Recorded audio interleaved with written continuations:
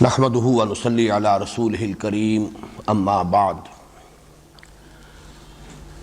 سورہ بقرہ کا دوسرا رکوع کل 13 آیات پر مشتمل ہے۔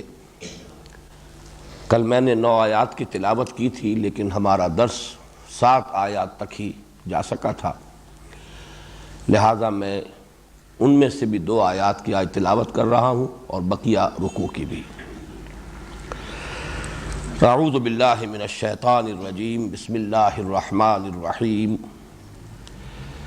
وَإِذَا لَقُوا الَّذِينَ آمَنُوا قَالُوا آمَنَّا وَإِذَا خَلَوْا إِلَىٰ شَيَاطِينِهِمْ قَالُوا إِنَّا مَعَكُمْ إِنَّمَا نَحْنُ مُسْتَهْزِئُونَ اللَّهُ يَسْتَهْزِئُ بِهِمْ وَيَمُدُّهُمْ فِي طُغْيَانِهِمْ يَعْمَهُونَ أولئك الذين اشتروا الضلالة بالهدى فما ربحت تجارتهم وما كانوا مهتدين مثلهم كمثل استوقد نارا فلما أضاءت ما حوله ذهب الله بنورهم وتركهم في ظلمات لا يبصرون صم بكم عمي فهم لا يرجعون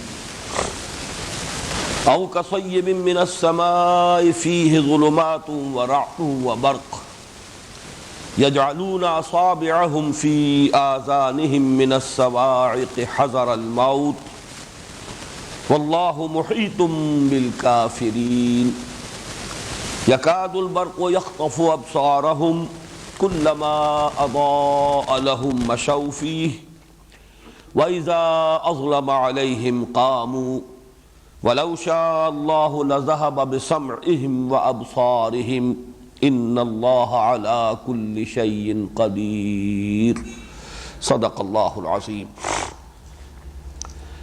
رب اشرح لي صدری ویسر لي امری واحلل عقدۃ من لسانی یفقہوا قولی۔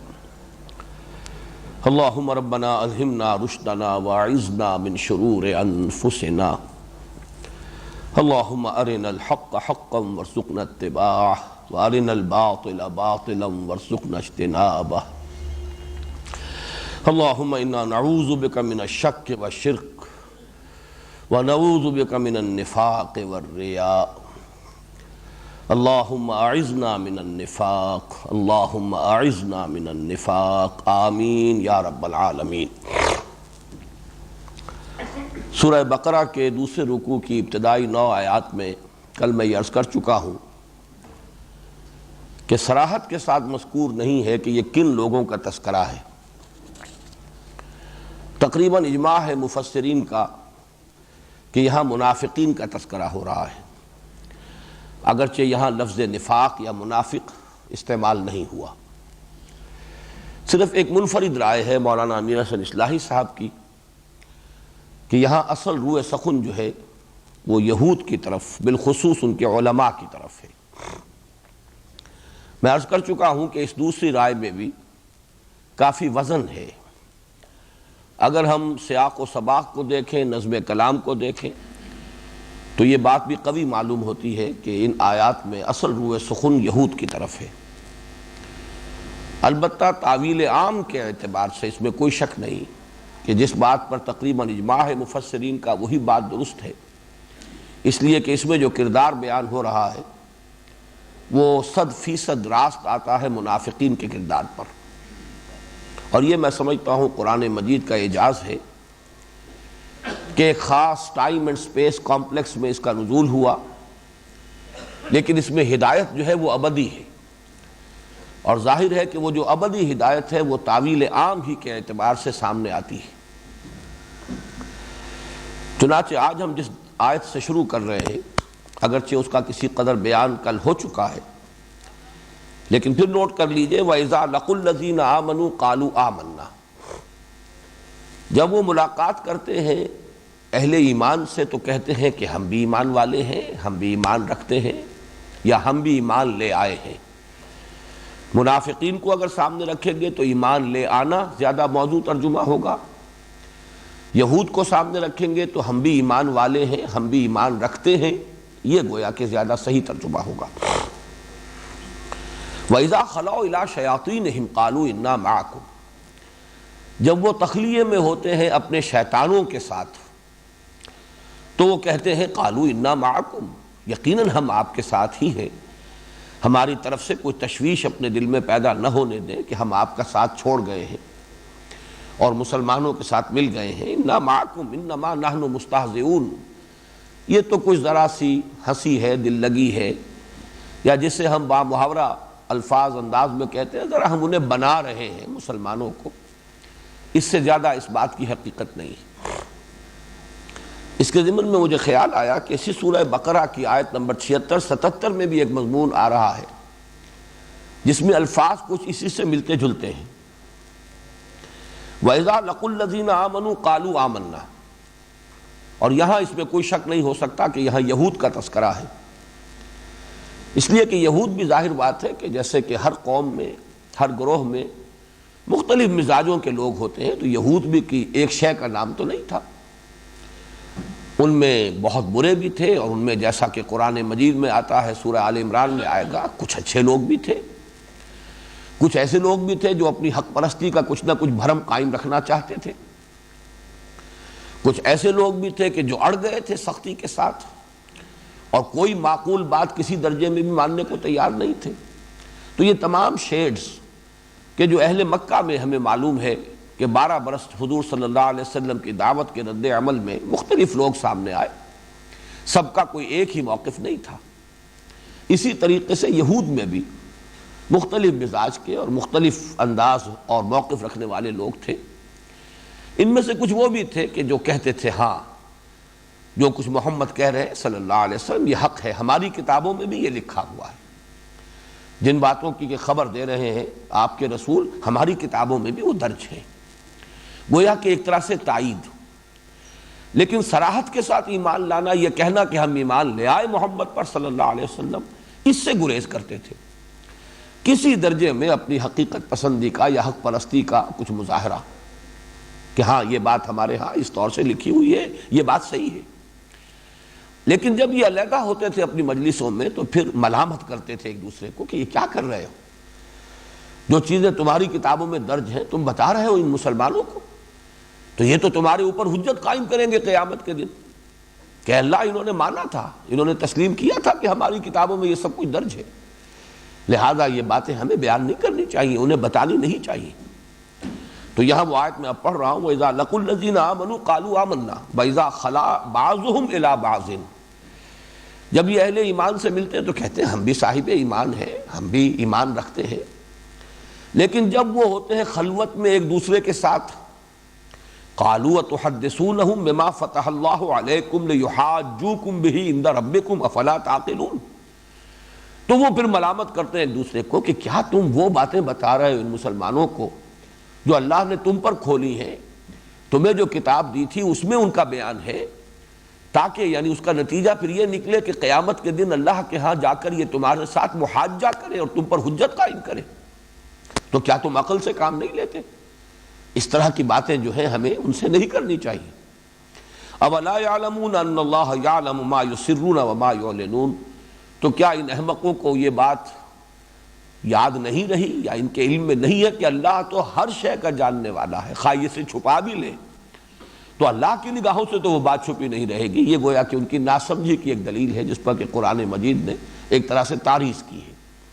اب یہ آیت جو ہے یہ ثابت کر رہی ہے کہ یہ معاملہ یہود ہی کا ہے آپس میں، تو اس سے گویا کہ اس رائے کو تقویت پہنچتی ہے کہ یہ بات بھی یہود ہی سے متعلق ہے کہ وَإِذَا لَقُوا الَّذِينَ آمَنُوا قَالُوا آمَنَّا وَإِذَا خَلَوْا إِلَىٰ شَيَاطِينِهِمْ، اب دیکھیے وہاں تھا اذا خلا بعضهم الى بعض آپس میں، یہاں ہے خلاؤ الى شیاطینہم، اب یہ شیاطین ان کے سردار ہیں، جیسا کہ میں کل عرض کر چکا ہوں، شطنا یہ آتا ہے تباعدا، بہت دور نکل گئے، یعنی اپنی ضد میں ہٹ درمی میں انتہا کو پہنچے ہوئے لوگ، تباعدا بہت دور ہو گیا، اور شاتا یشیتو احترق بالغضب والحسد، کوئی شخص جو ہے وہ غصے اور حسد میں جل رہا ہو تو وہ ہے شاتا یشیتو، اس سے پھر فعلان کا وزن بنے گا مبالغے کا، جو کہ حسد میں اور غصے میں کی آگ میں بالکل بھسم ہو گئے ہیں، جل بھول کر کباب ہو گئے، وہ لوگ تھے ان کے سردار، انہیں خطرہ تھا اصل میں کہ ہماری سرداری جا رہی ہے،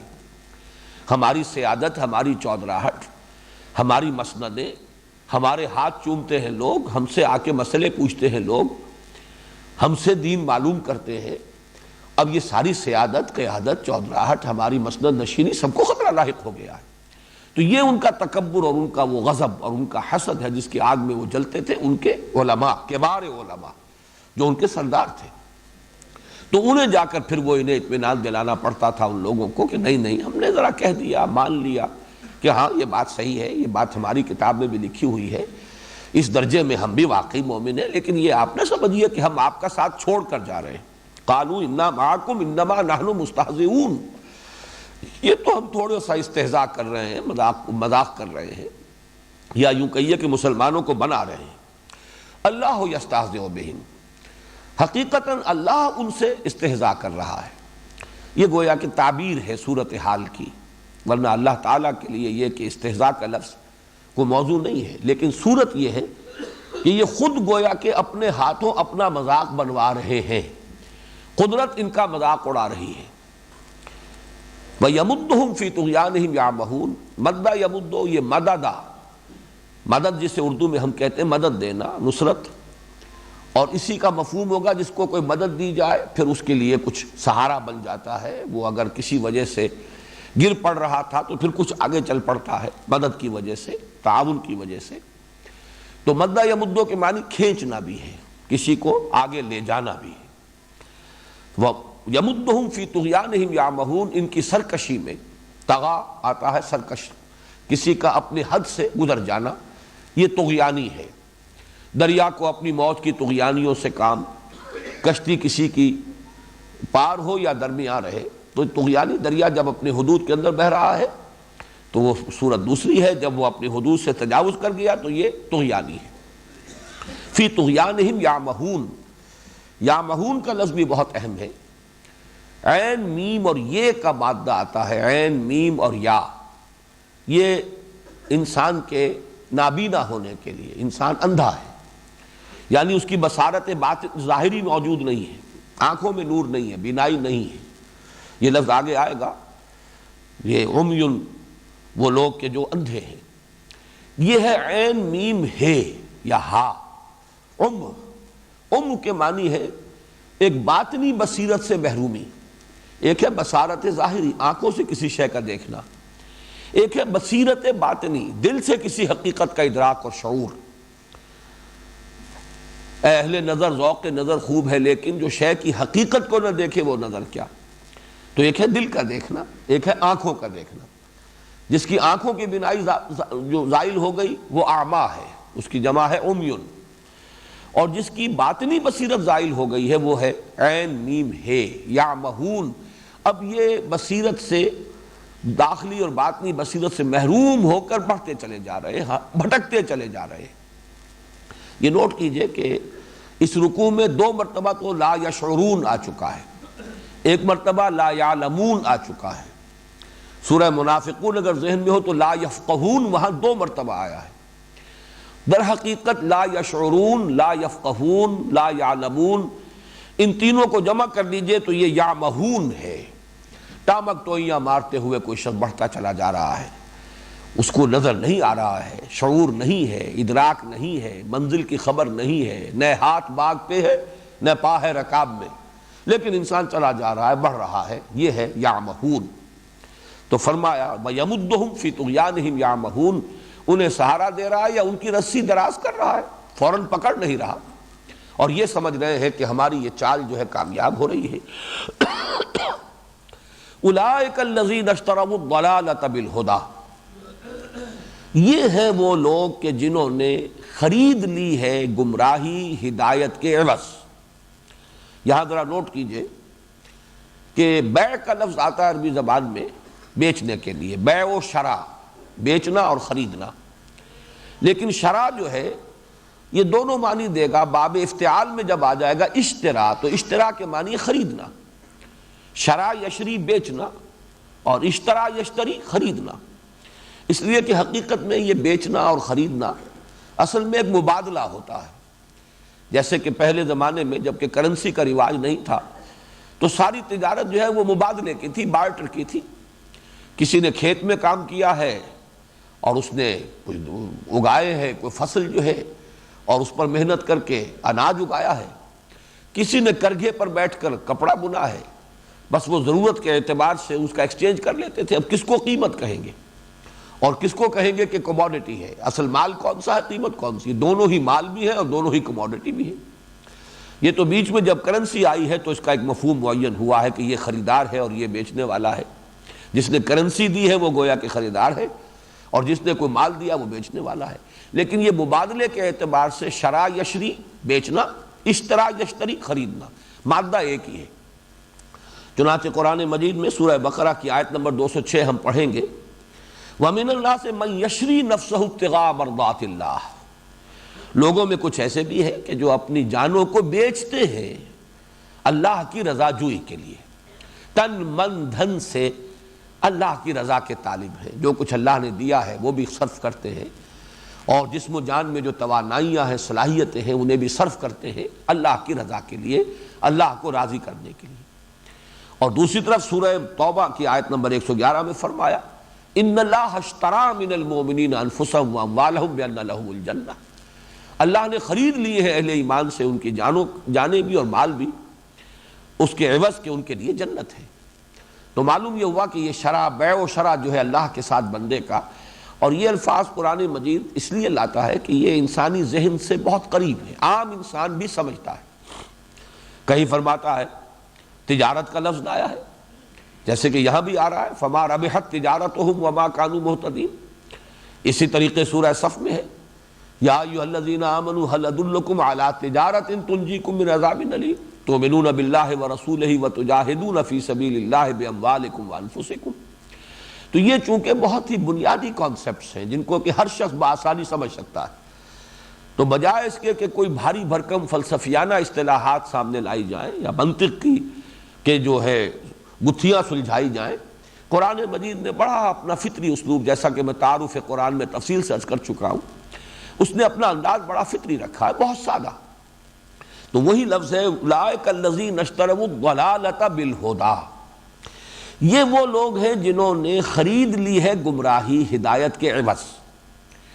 اب یہاں عام طور پر جو تصور ہے وہ تو یہ ہے کہ ایک طرف گمراہی ہے اور ایک طرف ہدایت ہے، گویا کہ انہوں نے چوائس کیا ہے، بجائے گمراہی، بجائے ہدایت کے گمراہی کو پسند کر لیا ہے۔ حالانکہ اس پر تو پھر اطلاق نہیں ہوتا بیع و شرع کا، مبادلہ تو تب ہوگا جب کوئی شے دے کر کوئی شے لی جائے۔ اسی لیے میں بار بار ترجمہ کر رہا ہوں، انہوں نے ہدایت دے کر گمراہی خریدی ہے۔ اولئک الذین اشتروا الضلالۃ بالہدی، اس کا لازمی تقاضا یہ ہے کہ ہدایت ان کے پاس پہلے ہو، اور یہی نقطہ ہے جس کو میں بیان کرنا چاہتا ہوں کہ واقعتاً ہدایت آ جاتی ہے، پھر انسان اپنے تعصب کی وجہ سے، ہٹ دھرمی کی وجہ سے، اپنی حیثیت، اپنی وجاہت، اپنے اقتدار کے تحفظ کے لیے، یا ویسے ہی اپنے تعصب میں وہ پھر اس کو رد کرتا ہے اور گمراہی خریدتا ہے۔ چنانچہ سورہ منافقون میں بڑی پیاری آیت آئی ہے۔ ویسے تو یہ کہ قرآن مجید سے ہمیں معلوم ہے کہ جب بھی کوئی حق بات انسان کے سامنے آئے، دل گواہی دے دے کہ یہ حق ہے، اس کو قبول کرنے میں اور اس کا اعتراف کرنے میں عافیت ہے۔ اگر انسان حق کو پہچاننے کے بعد اسے رد کرتا ہے کسی تعصب کی وجہ سے، کسی مصلحت کی وجہ سے، کسی ہٹ درمی کی وجہ سے، تو گویا کہ اس نے اپنے آپ کو جان بوجھ کر محروم کیا ہے، اور یہی پروسیس ہے جو آگے بڑھ کر پوائنٹ آف نو ریٹرن تک انسان کو لے جاتا ہے کہ پھر اس میں حق کو پہچاننے کی صلاحیت ہی باقی نہیں رہتی، استعداد ہی سلب ہو جاتی۔ لیکن یہ بات قرآن مجید کی نص سے بھی ثابت ہے۔ منافقین کے بارے میں فرمایا ذالک بانہم آمنوا ثم کفروا فطبع علی قلوبہم فہم لا یفقہون، یہ اس لیے کہ وہ ایمان لائے تھے، ہدایت آ گئی تھی ان کے پاس۔ ذالک بانہم آمنوا ثم کفروا، پھر انہوں نے کفر کیا۔ تو یہ ہے در حقیقت انہوں نے ایمان جو مل چکا، دل میں بات اتر چکی، حق منکشف ہو چکا، دل نے اسے قبول کر لیا۔ ذالک بانہم آمنوا ثم کفروا فطبع علی قلوبہم فہم لا یفقہون، تو ان کے دلوں پر مہر کر دی گئی اور اب وہ تفقہ سے خالی ہو چکے۔ یہ میں بار بار اس لیے بیان کر رہا ہوں کہ یہ قانون ہدایت و ضلالت قرآن کا بار بار آتا ہے قرآن میں، اور اس میں انسان ذرا سا اگر اس کے جو دونوں پہلو ہیں ان کو سامنے نہ رکھے تو اشکالات پیدا ہو جاتے ہیں۔ اللہ نے مہر کر دی تو اب وہ کیسے سمجھ سکتے تھے؟ ان کا کیا قصور ہے؟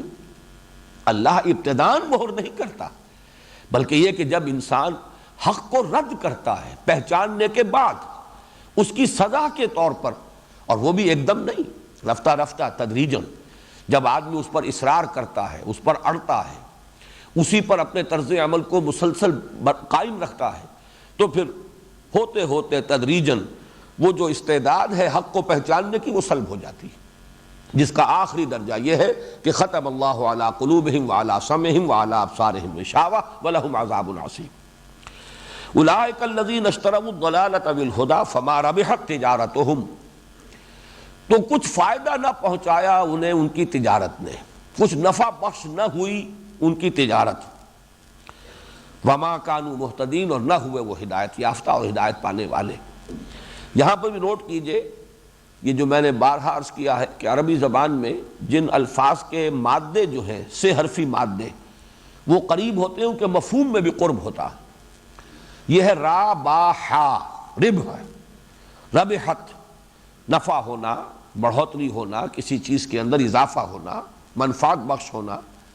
را با اور وا، ربا، ربا کے معنی بھی بڑھنا ہے، اس کے اندر بھی نشو و نما پانا، اضافہ ہو جانا، بڑھ جانا، اگرچہ وہ ربا خاص طور پر جو ہے وہ مختص ہو گیا ہے اس حرام شے کے لیے، وہ اضافہ حرام ذریعے سے ہو رہا ہے، وہ ربا ہے، وہ حرام ہے اور اللہ تعالیٰ کے غضب کو بھڑکانے والا ہے۔ جائز طریقے سے نفع ہو رہا ہے تجارت سے، احل اللہ البیع وحرم الربا، اللہ نے بیع کو حلال ٹھہرایا ہے اور ربا کو حرام ٹھہرایا ہے۔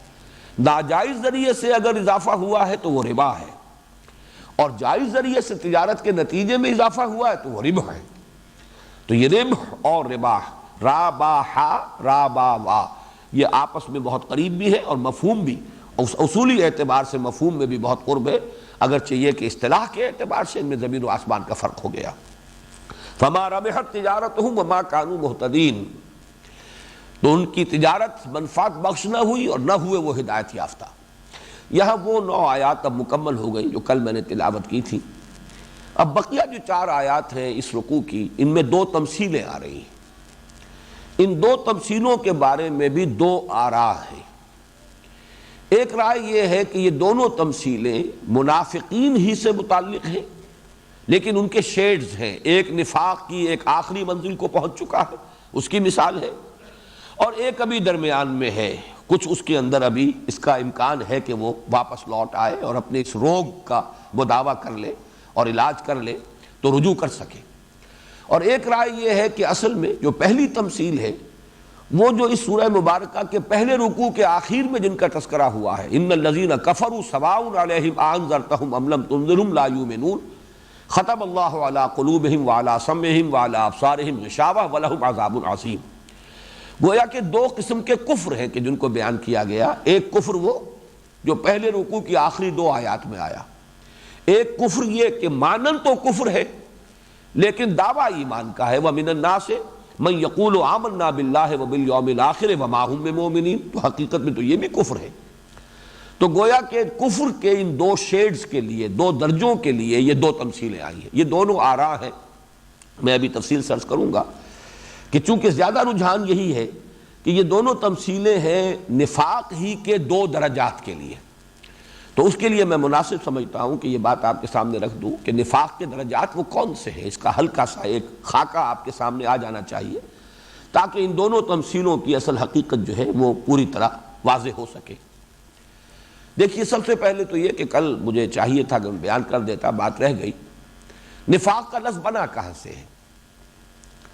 اس کا مادہ نون فا قاف، نون فا قاف سے 2 الفاظ ذہن میں رکھیے۔ نفقن، نفقن کہتے ہیں سرنگ کو، سرنگ جو پچھلے زمانے میں بنتی تھی کہ محل ہے اور محل کے اندر جو بھی بادشاہ ہے یا جو کوئی بڑی شخصیت ہے اس کو چونکہ اندیشہ ہوتا ہے کسی وقت باہر سے اگر محاصرہ کر لیا جائے، غنیم جو ہے محل کا، قلعے کا محاصرہ کر لے اور مقابلے کی صورت باقی نہ رہے، امکان نہ رہے، تو پھر کوئی زمین دوز راستہ ہونا چاہیے کہ جس سے نکل کر بھاگا جا سکے۔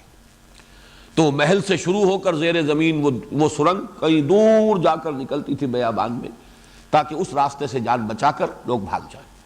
یہ ہے نفق، سرنگ۔ اسی طرح نافقہ، یہ عرب کہتے تھے گوہ کے بل کو۔ گوہ ایک جانور ہے جس کا گوشت بھی کھایا جاتا ہے عرب میں، اور وہ ایک بل بنا کر، بھٹ بنا کر رہتا ہے زیر زمین، لیکن اس کو بھی اللہ نے سمجھ دی ہے۔ اس کا شکار کرتے تھے اہل عرب کتوں کے ذریعے، شکاری کتوں کے ذریعے سے۔ تو گوہ کو اتنی سمجھ تھی کہ وہ اپنے بل کے یا اپنے بھٹ کے دو دروازے رکھتا تھا، ایک ادھر ایک ادھر۔ ادھر سے کتا داخل ہو تو ادھر سے نکل کر بھاگے، اور ادھر سے کہیں خطرہ ہو تو ادھر سے نکل کر بھاگ جائے۔ تو یہ دونوں لفظ جو ہے، ان کی اصل حقیقت جو ہے اس کو سامنے رکھیے۔ تحفظ ذات، اپنا بچاؤ، اپنی حفاظت، جو میں نے کل کہا تھا، جان و مال، حب دنیا، حب مال، اہل و عیال کی محبت۔ قل ان کان آباؤکم وابناؤکم واخوانکم وازواجکم وعشیرتکم واموال اقترفتموها وتجارۃ تخشون کسادها ومساکن ترضونها احب الیکم من اللہ ورسولہ وجہاد فی سبیلہ فتربصوا حتی یاتی اللہ بامرہ واللہ لا یہدی القوم الفاسقین۔ یہ ہے اصل میں نفاق، اپنی جان مال کی حفاظت، اس کو بچا بچا کے رکھنا۔ علامہ اقبال کے اس شعر کے بالکل برعکس کہ تو بچا بچا کے نہ رکھ اسے، تیرا آئینہ ہے وہ آئینہ کہ شکستہ ہو تو عزیز تر ہے نگاہ آئینہ ساز میں۔ یہ جو نفاق ہے، اب اس کے 4 درجے سمجھ لینے چاہیے، اگرچہ ایک درجے جو پہلا درجہ ہے اس پر لفظ نفاق کا اطلاق بھی صحیح نہیں ہے۔ وہ ضعف ایمان کی ایک کیفیت ہے۔ جیسا کہ میں کل عرض کر چکا ہوں، فطرت انسانی جو ہے وہ خیر کو پسند کرتی ہے۔ ذرا سی بھی فطرت کسی کی ابھی جان ہے اس میں تو خیر کی طرف لپکتی ہے۔ اس اعتبار سے بہت سے لوگ دین کو قبول کر لیتے ہیں، حق کو تسلیم کر لیتے ہیں، بات اچھی ہے، صحیح ہے، معقول ہے، دل کو لگتی ہے، اور ہمارا دل گواہی دیتا ہے کہ حق قبول کر لیجئے۔ لیکن سب لوگ اپنی عظیمت اور ہمت کے اعتبار سے برابر نہیں ہوتے۔ نہ ہر زن زنستو، نہ ہر مرد مرد، خدا پنج انگوش یکساں نہ کرت۔ کچھ لوگ تو وہ ہوتے ہیں کہ جو با ہمت ہے، صاحب عظیمت ہے، ہر چہ بادہ ماں کشتی درآ انداختے، وہ اس کیفیت کے ساتھ ایمان لاتے، اب جو ہو سو ہو، کوئی پرواہ نہیں، جو قربانی دینی پڑے، جو تکلیف آئے، جس امتحان میں سے گزرنا پڑے، جس کٹھالی میں کودنا پڑے، تیار ہے۔ واپس نہیں پھیرا کوئی فرمان جنوں کا، تنہا نہیں لوٹی کبھی آواز جرس کی، خیریت جاں راحت تن صحت دامہ، سب بھول گئی مصلحت اہل ہوس کی۔ یہ ایک کردار ہے۔ دوسرا کردار وہ ہے کہ اس میں کمی ہے، ہمت کی کمی ہے، عظیمت اتنی نہیں ہے، چلنا بھی چاہتے ہیں لیکن ایک طرح سے سمجھیے کہ ہمت ساتھ نہیں دے رہی، حوصلہ جو ہے وہ ساتھ نہیں دے رہا۔ جب وقت آتا ہے امتحان کا، آزمائش کا، کچھ ٹھٹک کر رہ جاتے ہیں، اعصاب ڈھیلے پڑ جاتے ہیں، نیورستھینیا کسی کیفیت ہو جاتی ہے، ایسے لوگ بھی ہیں۔ اب یہ لوگ ہیں در حقیقت جن کے بارے میں اس کیفیت کا نام ہے جس کو قرآن نے کہا ہے مرض، یہ روگ ہے، یہ بیماری ہے۔ جیسے کہ جسمانی اعتبار سے تمام لوگ برابر نہیں ہیں، کچھ قوی ہیں، کچھ ضعیف ہیں، اسی طریقے سے قوت ارادی جو ہے انسان کی، یہ مانوی جو اس کی شخصیت ہے، اس کے اندر بھی قوی ہمت والے لوگ بھی ہیں، قوی الہمت اولو العزم، اور ضعیف الہمت لوگ بھی ہیں۔ ان لوگوں کا یہ ہے کہ اگر کبھی ایسا مسئلہ آیا اور وہ پیچھے رہ گئے، یا جو تقاضا تھا اس کو قبول نہ کر سکے، لیکن یہ کہ وہ مانتے رہے کہ صاحب ہم سے کمزوری ہوئی ہے، ہم ہمت نہیں کر سکے، کوتاہی ہوئی ہے، تقصیر ہے، اگر اس کا اعتراف ہو رہا ہو تو یہ نفاق نہیں ہے، یہ بس ضعف ایمان کی ایک کیفیت ہے، ایمان کی کمزوری کی ایک کیفیت ہے، نفاق نہیں ہے۔ البتہ یہ کہ یہ انسان کی اب میں طبیعت کا لفظ استعمال کر رہا ہوں، فطرت نہیں، طبیعت کا یہ بھی تقاضا ہے عزت نفس، جس کو کہ سورہ بقرہ ہی میں ہم پڑھیں گے، وَإِذَا قِيلَ لَهُ اتَّقِ اللَّهَ أَخَذَتْهُ الْعِزَّةُ بِالْإِثْمِ۔ ایسا بھی ہوتا ہے کہ کسی شخص کی کسی غلطی کو اگر اس کے سامنے بیان کیا جائے اور اس کو متنبہ کیا جائے اور کہا جائے کہ اللہ کا خوف کرو، تقوی اختیار کرو، مانو کہ تم سے یہ غلطی ہوئی ہے، تو وہ جھوٹی انا اور جھوٹی عزت نفس جو ہے وہ اس کو قابو میں کر لیتی ہے اور وہ اپنی بات کو تسلیم نہیں کرتا۔ اخذت العزت بالاسم، وہ عزت نفس، وہ جھوٹی انانیت جو ہے وہ اسے گناہ کے اوپر جما دیتی ہے۔ یہ کیفیت جو ہے، یہ طبیعت کی، میں اب فطرت کی طرف اس کو منسوب نہیں کر رہا، یہ طبع انسانی کا ایک تقاضا ہوتا ہے۔ تو بہت دفعہ جب انسان کہتا ہے کہ مجھ سے خطا ہوئی، مجھ سے غلطی ہوئی، میں تسلیم کرتا ہوں، ایک وقت میں آتا ہے کہ بجائے اس کے کیوں نہ جھوٹا بہانہ بنا دیا جائے، اجی نہیں ایسی بات نہیں ہے، میں تو مجبوری ہو گئی تھی، میں تو بالکل چلنے کے لیے تیار تھا، لیکن یہ کہ عین وقت پر یہ معاملہ ہو گیا ہے، میری اس کے اندر میری کوئی تقصیر نہیں ہے، کوتاہی نہیں ہے، بلکہ یہ تو ایک حادثہ ہے جو ہو گیا میرے ساتھ۔ یہاں سے اب نفاق کا آغاز ہوتا ہے۔ جھوٹ اصل میں نفاق کے ساتھ، اس کا چولی دامن کا ساتھ ہے۔ چنانچہ سورہ منافقون کی پہلی آیت میں بھی وہی لفظ آیا، جھوٹ۔ اذا جاءک المنافقون قالوا نشهد انک لرسول اللہ واللہ یعلم انک لرسولہ واللہ یشہد ان المنافقین لکاذبون۔ اور کل جو آیات ہم پڑھ چکے ہیں ان میں بھی یہ لفظ آ چکا ہے کہ ان کے لیے عذاب ہے دردناک، وَلَهُمْ عَذَابٌ عَلِيمٌ بِمَا كَانُوا يَكْذِبُونَ، بس سبب اس کے کہ وہ جھوٹ بولتے رہے یا جھوٹ کہتے رہے۔ یہ جھوٹ کا چولی دامن کا ساتھ ہے۔ جہاں جھوٹے بہانے بنانے شروع کیے، اب نفاق کی پہلی منزل آ گئی۔ دوسری منزل یہ ہوتی ہے جب کہ انسان متواتر جھوٹے بہانے بناتا رہے تو خود اس کو یہ احساس ہونے لگتا ہے کہ اب لوگ کچھ زیر لب مسکراتے ہیں میری بات پر، میرا جھوٹ ان پر کھل چکا ہے۔ اب وہ اپنے اس سٹیٹمنٹ میں تاکید اور زور پیدا کرنے کے لیے جھوٹی قسم کھاتا ہے، خدا کی قسم میں جو کہہ رہا ہوں یہ صحیح ہے، میں نے واقعتاً مجبوری تھی، میرے لیے یہ مشکل پیش آ گئی تھی۔ تو قسمیں کھا کھا کر جب اب وہ اپنے آپ کو بچانے کی کوشش کرتے ہیں، چنانچہ یہ بھی سورہ منافقون میں آیت موجود ہے، اتخذوا ایمانہم جنۃ فصدوا عن سبیل اللہ، انہوں نے اپنی قسموں کو اپنی ڈھال بنا لیا ہے۔ یعنی لوگوں کے اعتراضات آ رہے ہیں، بھائی کیا ہوا تمہیں، کیا بات ہے فلاں موقع کے اوپر تم نظر نہیں آئے، فلاں موقع تھا بڑا اہم تھا دین کے لیے، اس دعوت کے لیے، اس تحریک کے لیے بہت فیصلہ کن مرحلہ تھا، اور تم اس وقت جو ہے کہیں دبک گئے ہو، کہیں سامنے نظر نہیں آئے ہو۔ تو وہ جھوٹی قسموں کو ڈھال بنائیں گے ان اعتراضات اور جو جواب طلبیہ ہوتی ہے نظم جماعت کی طرف سے، اس سے اپنے آپ کو بچانے کے لیے۔ اتخذوا ایمانہم جنۃ، انہوں نے قسموں کو ڈھال بنا لیا۔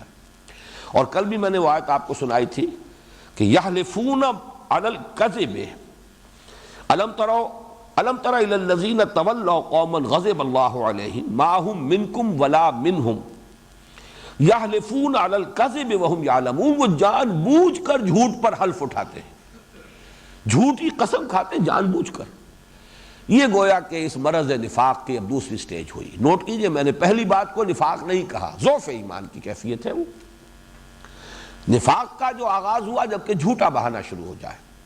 اور یہاں میں پھر ذرا ریفر کر دوں کہ میں نے جو شروع میں تعارف قرآن کے ضمن میں چند باتیں عرض کی تھی، اور مولانا مودودی مرحوم کے حوالے سے میں نے ایک بات آپ کو بتائی تھی کہ فہم قرآن کے ضمن میں بہت ہی قیمتی بات ہے جو انہوں نے تفہیم القرآن کے دیباچے میں لکھی ہے، کہ قرآن مجید کے بہت سے حقائق جو ہیں سمجھ میں نہیں آ سکتے جب تک کہ قرآن جو دین کا تحریکی تصور ہے وہ سامنے نہ ہو۔ جامد تصور اگر دین کا ہے تو نفاق کی حقیقت کبھی سمجھ میں نہیں آئے گی۔ نفاق کی اصل حقیقت یہ حرکت میں، تحریک میں، انقلابی جد و جہد میں، جہاں تقاضا آتا ہے، مطالبہ آتا ہے، جان اور مال کی قربانی کے مواقع آتے ہیں، وہاں اصل میں مرحلہ پیش آتا ہے۔ ورنہ جو شخص جد و جہد میں ہے ہی نہیں، نماز روزہ ہے، اپنا کچھ اور رسومات ہے وہ کر رہا ہے، اس کے لیے کہاں آزمائش آئے گی، اس طرح کے کوئی مراحل آئیں گے نہیں۔ تو نفاق کی اصل حقیقت سمجھ میں آتی ہے جبکہ وہ آپ کے پس منظر میں وہ موجود ہو، کہ یہ ایک حرکت تھی، یہ ایک جد و جہد تھی جو مختلف مراحل سے گزری ہے۔ پیسو ریزسٹنس کا بھی ایک دور تھا کہ جو مکے میں تھا، اب ایکٹیو ریزسٹنس کا دور شروع ہو چکا ہے مدینے میں۔ اب تو حکم ہے کہ نکلو، قاتلوا فی سبیل اللہ الذین یقاتلونکم ما لکم اذا قیل لکم انفروا فی سبیل اللہ ثاقلتم الی الارض، تمہیں کیا ہو گیا جب کہا جاتا ہے کہ نکلو اللہ کی راہ میں تو تم دھنسے جاتے ہو زمین کی طرف، جس کو ہم کہتے ہیں تمہارے پاؤں من بھر کے ہو جاتے ہیں، حرکت میں نہیں آ سکتے، جنبش نہیں کرتے، ساکت و ثابت ہو کر رہ جاتے ہو۔ یہ در حقیقت سمجھ میں آئے گا اگر وہ ڈائنامک کانسیپٹ جو ہے، دعوت و حرکت، تحریک، اگر یہ سامنے ہے تو یہ سارے حقائق جو ہے یہ واضح ہوں گے، اجاگر ہوں گے۔ اگر وہ کانسیپٹ نہیں ہے اور صرف کوئی اسٹیٹک کانسیپٹ ہے، جامد تصور ہے مذہب کا، اس میں یہ مسائل سمجھ میں آئیں گے ہی نہیں۔ اس اعتبار سے میں نے عرض کیا، جہاں جھوٹا بہانا شروع ہوا، نفاق کی پہلی سٹیج۔ اگلی سٹیج اب جھوٹی قسمیں، یحلفون علی الکذب، اور اس سے آخری اس کے بعد کی سٹیج جو ہے وہ سخت جھنجھلاہٹ کی سٹیج ہے۔ ایک بغض پیدا ہو جاتا ہے، ان لوگوں نے ہمیں کن مصیبتوں میں ڈال دیا، ان کی وجہ سے یہ پریشانیاں آ رہی ہیں۔ اگر یہ جیسے کہ ہم کہہ رہے ہیں کہ بھائی مصلحت کو دیکھو، مصالحت کر لو، خامخواہ ایگریسو ہونے کی کیا ضرورت ہے، خامخواہ جو ہے آگے بڑھ کر ایک کشمکش اور کشاکش کا آغاز کر دینا کیا ضروری ہے؟ چلے وہ اپنی باطل پر قائم ہے، قائم رہے، ہم اپنے حق کو لے کر بڑھے اپنے چلے، لیکن یہ کہ یہ کو ایگزسٹنس ہونا چاہیے، مصالحت ہونی چاہیے۔ قالوا انما نحن مصلحون، یہ میں کل بیان کر چکا ہوں کہ قرآن کی روح سے صلاح اور فساد ان دونوں کا اصل نظریہ کیا ہے۔ اگر کہیں پر اللہ کا دین غالب نہیں ہے، اللہ کا نظام قائم نہیں ہے، تو چاہے بظاہر کتنا ہی امن ہو، وہ صلاح نہیں ہے، فساد ہے، اور اس کے لیے جو جد و جہد کی جائے گی وہ ہے در حقیقت اصلاح، اور اس کے راستے میں کوئی رکاوٹ ڈالی جائے گی وہ افساد ہے، یعنی وہ مفسدین کا کردار ہے۔ یہ ہے بغض، جس کی میں ایک مثال دیتا رہا ہوں ہمیشہ کہ جس بلی کی دم کٹ گئی ہو وہ چاہتی ہے کہ سب کی دم کٹی رہے، لہذا منافقین یہ چاہتے تھے کہ کوئی بھی آگے نہ بڑھے۔ یہ لوگ جب آگے بڑھ جاتے ہیں، پکارا جاتا ہے، واپس نہیں پھیرا کوئی فرمان جنوں کا، تنہا نہیں لوٹی کبھی آواز جرس کی، جو لوگ اس شان کے ساتھ لبیک کہتے ہیں، کال آف ڈیوٹی کو ریسپونڈ کرتے ہیں، تو جو پیچھے رہ گئے وہ نمایاں ہو گئے۔ اگر سب بیٹھے رہتے تو سب برابر تھے، پیچھے رہنے والے نمایاں نہ ہوتے، لہذا آگے بڑھنے والوں سے ایک بغض، ایک دشمنی، ان پر کوئی مصیبت آئے تو اچھا ہے، یہ کوئی بہت ہی زیادہ ایڈونچرس ہو گئے ہیں، ان کے اندر کوئی بہت ہی زیادہ جسارتیں آ گئی ہیں، اچھا ہے انہیں کوئی سزا ملے تاکہ ان کو ہوش آئے اور یہ کچھ اپنے ان معاملات کے اندر کچھ میانہ روی اختیار کریں۔ یہ جو ہے بغض اور دشمنی اور شقاق، یہ پھر آخری سٹیج ہے جس پر جا کر گویا کہ اسی درجے کو انسان پہنچ جاتا ہے کہ ختم اللہ علی قلوبہم وعلی سمعہم وعلی ابصارہم غشاوہ ولہم عذاب عظیم۔ یہ چار سٹیجز اگر سامنے رکھیں گے تو اب ذرا ان دو تمثیلوں پر غور کیجئے۔ مثلہم کمثل الذی استوقد نارا، ان کی مثال اس شخص کی سی مثال کے مانند ہے۔ مثال کہتے ہیں کسی چیز کے اندر کوئی مشابہت ہو تو اس شخص کسی کیفیت کے مشابہ ہے۔ ان کا معاملہ مثلہم کمثل الذی استوقد نارا، اور یہاں ذرا سمجھ لیجئے تشبیہ اور تمثیل میں ایک فرق ہے۔ تشبیہ ہوتی ہے مفرد، ایک شے کو دوسری شے سے تشبیہ دے دی جائے، یہ تشبیہ ہے۔ تشبیہ میں تو بہت زیادہ مطابقت ضروری ہے۔ تمثیل جو ہے وہ مرکب تشبیہ ہوتی ہے، ایک سچویشن کو دوسری سچویشن کے مشابہ سامنے رکھ دیا جائے، اس میں تمام اجزاء کی مطابقت جو ہے وہ لازم نہیں ہوتی، اس کا جو سم ٹوٹل ہے، اس کا جو مجموعی ایفیکٹ ہے وہ مشابہ ہو جانا چاہیے۔ جو مشبہ لہو ہے، جس کے لیے تشبیہ دی جا رہی ہے، اس کے ساتھ ایک بحیثیت مجموعی اس کی مشابہت قائم ہو جائے، بس۔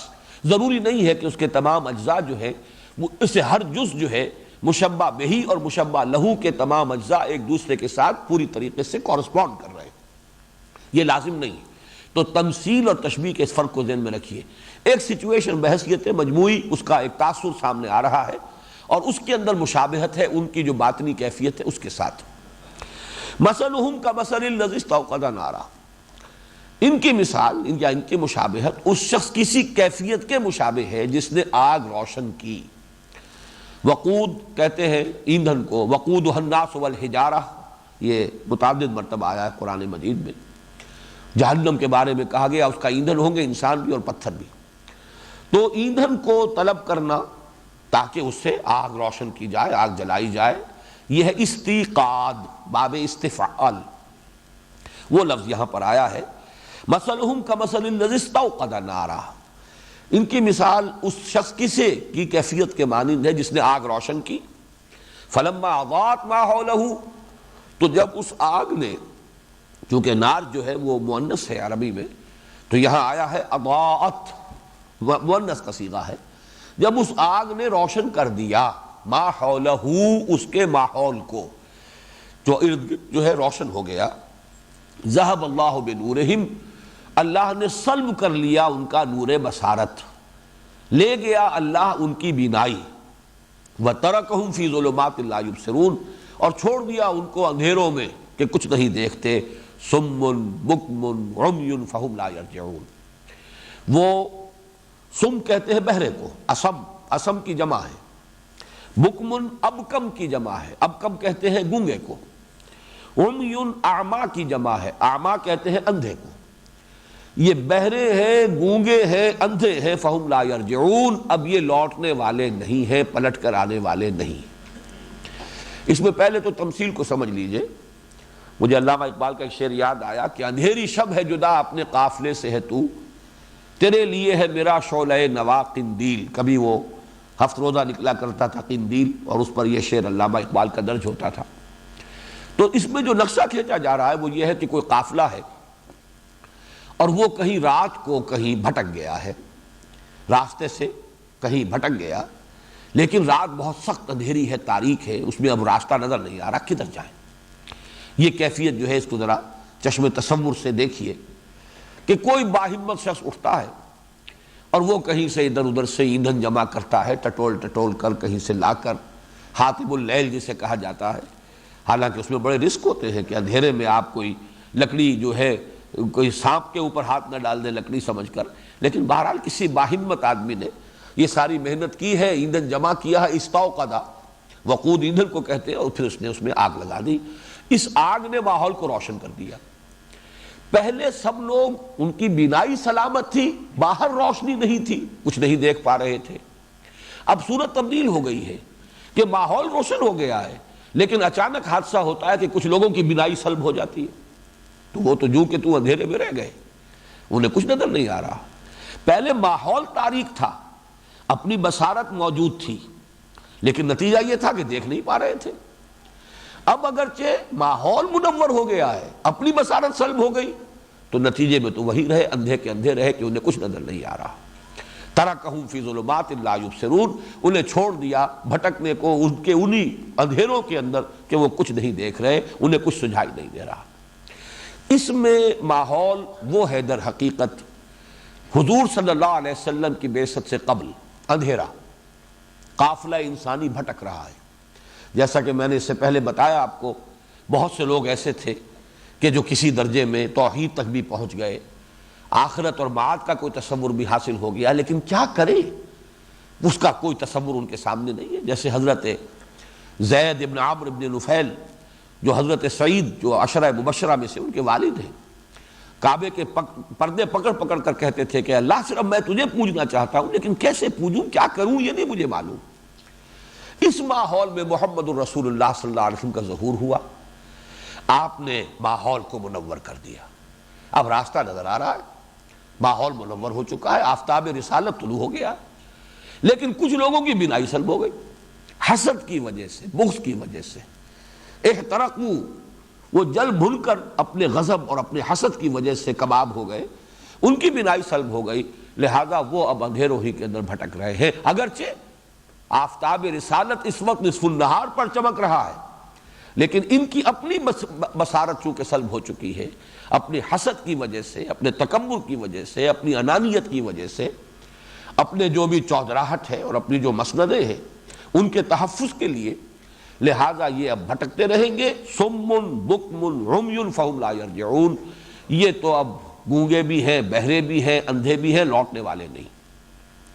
یہ جو دو آیات ہیں، ان میں میرے نزدیک تو رائے وہ قوی ہے کہ یہ تمثیل ہے انہی کفار کے بارے میں. ان الذین کفروا سواء علیہم اانذرتہم ام لم تنذرہم لا یؤمنون ختم اللہ علی قلوبہم وعلی سمعہم وعلی ابصارہم غشاوہ. وہی تو تین چیزیں ہیں. دلوں پر اللہ نے مہر کر دی، کانوں پر مہر کر دی، آنکھوں پر پردے پڑ چکے ہیں. اور اب یہ تو سواء علیہم اانذرتہم ام لم تنذرہم لا یؤمنون، ان کی یہ کیفیت. وہی فرمایا لا یرجعون، اب یہ لوٹنے والے نہیں.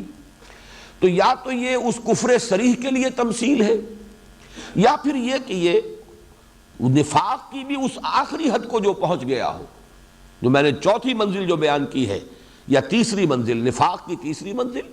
لیکن یہ کہ اگر ضعف ایمان کا جو وہ مرض ہے اس کو بھی شامل کر لیں، اس لیے کہ سٹارٹنگ پوائنٹ تو وہی ہے.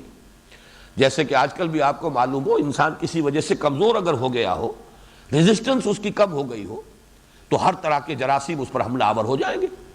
نفاق کے جراثیم حملہ آور نہیں ہو سکتے جب تک کہ ایمان میں ضعف نہ آ گیا۔ ایمان اگر قوی ہے تو نفاق تو نقیص ہے، اس کا کیسے قریب آئے گا؟ وہ تو اس کے قریب پھٹک نہیں سکتا۔ ضعف ایمان کی جب کیفیت ہوتی ہے، فزیکل ویکنس ہے، ریزسٹنس کم ہو گئی ہے، تو جراثیم حملہ آور ہوتے ہیں۔ اسی طریقے سے جب ضعف ایمان کی کیفیت ہوتی ہے، اب نفاق کے حملہ آور ہونے کا امکان ہے۔ اگر اس کو شامل کریں تو 4 سٹیجز ہو گئی۔ تو جو فائنل سٹیج ہے کہ جو پوائنٹ آف نو ریٹرن ہے، چاہے وہ کھلم کھلا کفر کا نہیں اقرار کر رہا، ارتداد کا اعلان نہیں کر رہا، وہ ہے اپنے آپ کو رکھ رہا ہے، شامل کر رہا ہے مسلمانوں میں، لیکن حقیقت کے اعتبار سے وہ کفر کے اس درجے کو پہنچ چکا ہے، پوائنٹ آف نو ریٹرن کو، کہ جس کے لیے پہلے الفاظ آئے ختم اللہ علی قلوبہم وعلی سمعہم وعلی ابصارہم غشاوہ، اور یہاں آئے صم بکم عمی فہم لا یرجعون۔ یہ ایک تمثیل ہے جو دونوں کے لیے، اور میرے نزدیک زیادہ صحیح بات یہی ہے کہ یہ ان کفار کے لیے تمثیل ہے۔ اب دوسری تمثیل دیکھیے، او کصیب من السماء فیہ ظلمات ورعد وبرق، یا جیسے زوردار میہ، بارش، موسلادھار بارش برس رہی ہو بلندی سے، آسمان سے۔ سما جو ہے اس کا مادہ ہے سین میم واو، سمف، اور وہ بلندی کے لیے کہتے ہیں، صاحب سمف۔ یہ عرب میں کہا جاتا ہے عالی جناب، جن کا رتبہ بڑا بلند ہے، عالی مرتبت، تو یہ علو کے لیے، بلندی کے لیے یہ لفظ ہے۔ تو سما، اب یہ کہ وہ 7 آسمان کیا ہیں، ان کی حقیقت کیا ہے، یہاں پہ اس سے کوئی بحث نہیں ہے۔ بارش برستی ہے اوپر سے، زوردار بلندی سے پانی جو ہے وہ چھاجو می برس رہا ہے۔ سیب کا لفظ اصل میں تو آتا ہے ایسے بادلوں کے لیے جن میں بہت پانی ہو، بھرپور، جن کے اندر پانی اور بارش کی صلاحیت موجود ہے، لیکن یہ کہ اس کو پھر اس کا اطلاق ہو جاتا ہے مجازن بارش پر بھی۔ او کصیب من السماء فیہ ظلمات ورعد وبرق، یا جیسے بارش ہو رہی ہو آسمان سے یا بلندی سے، بڑی زوردار بارش، فیہ ظلمات، اس میں اندھیرے بھی ہیں، ورعد، اور کڑک ہے، وبرق، اور بجلی چمک رہی ہے، یعنی ایک طوفانی کیفیت۔ یہاں بھی یوں سمجھیے کہ ایک قافلہ ہے کہ جو کسی اندھیری شب میں ایک طوفان میں گھر گیا ہے، بارش ہے زوردار اور کڑک ہے، اور بجلی کبھی کبھی چمکتی ہے۔ بجلی چمکتی ہے تو کچھ نہ کچھ نظر آتا ہے، دائیں کیا ہے، بائیں کیا ہے، سامنے کیا ہے، ادھر یہ درخت ہے، ادھر پہاڑ ہے، ادھر یہ ہے، لیکن یہ کہ وہ تو ایک انسٹنٹینیس ہے، وہ ایک بجلی چمکی تو کوئی نظر آ گیا، اس کے بعد فوراً جو ہے وہ تو ایک لمحے کے اندر ہی پھر وہ بجلی ختم ہو گئی۔ اس پوری تصویر کو ایک بحیثیت ایک مجموعے کے ذہن میں رکھیے۔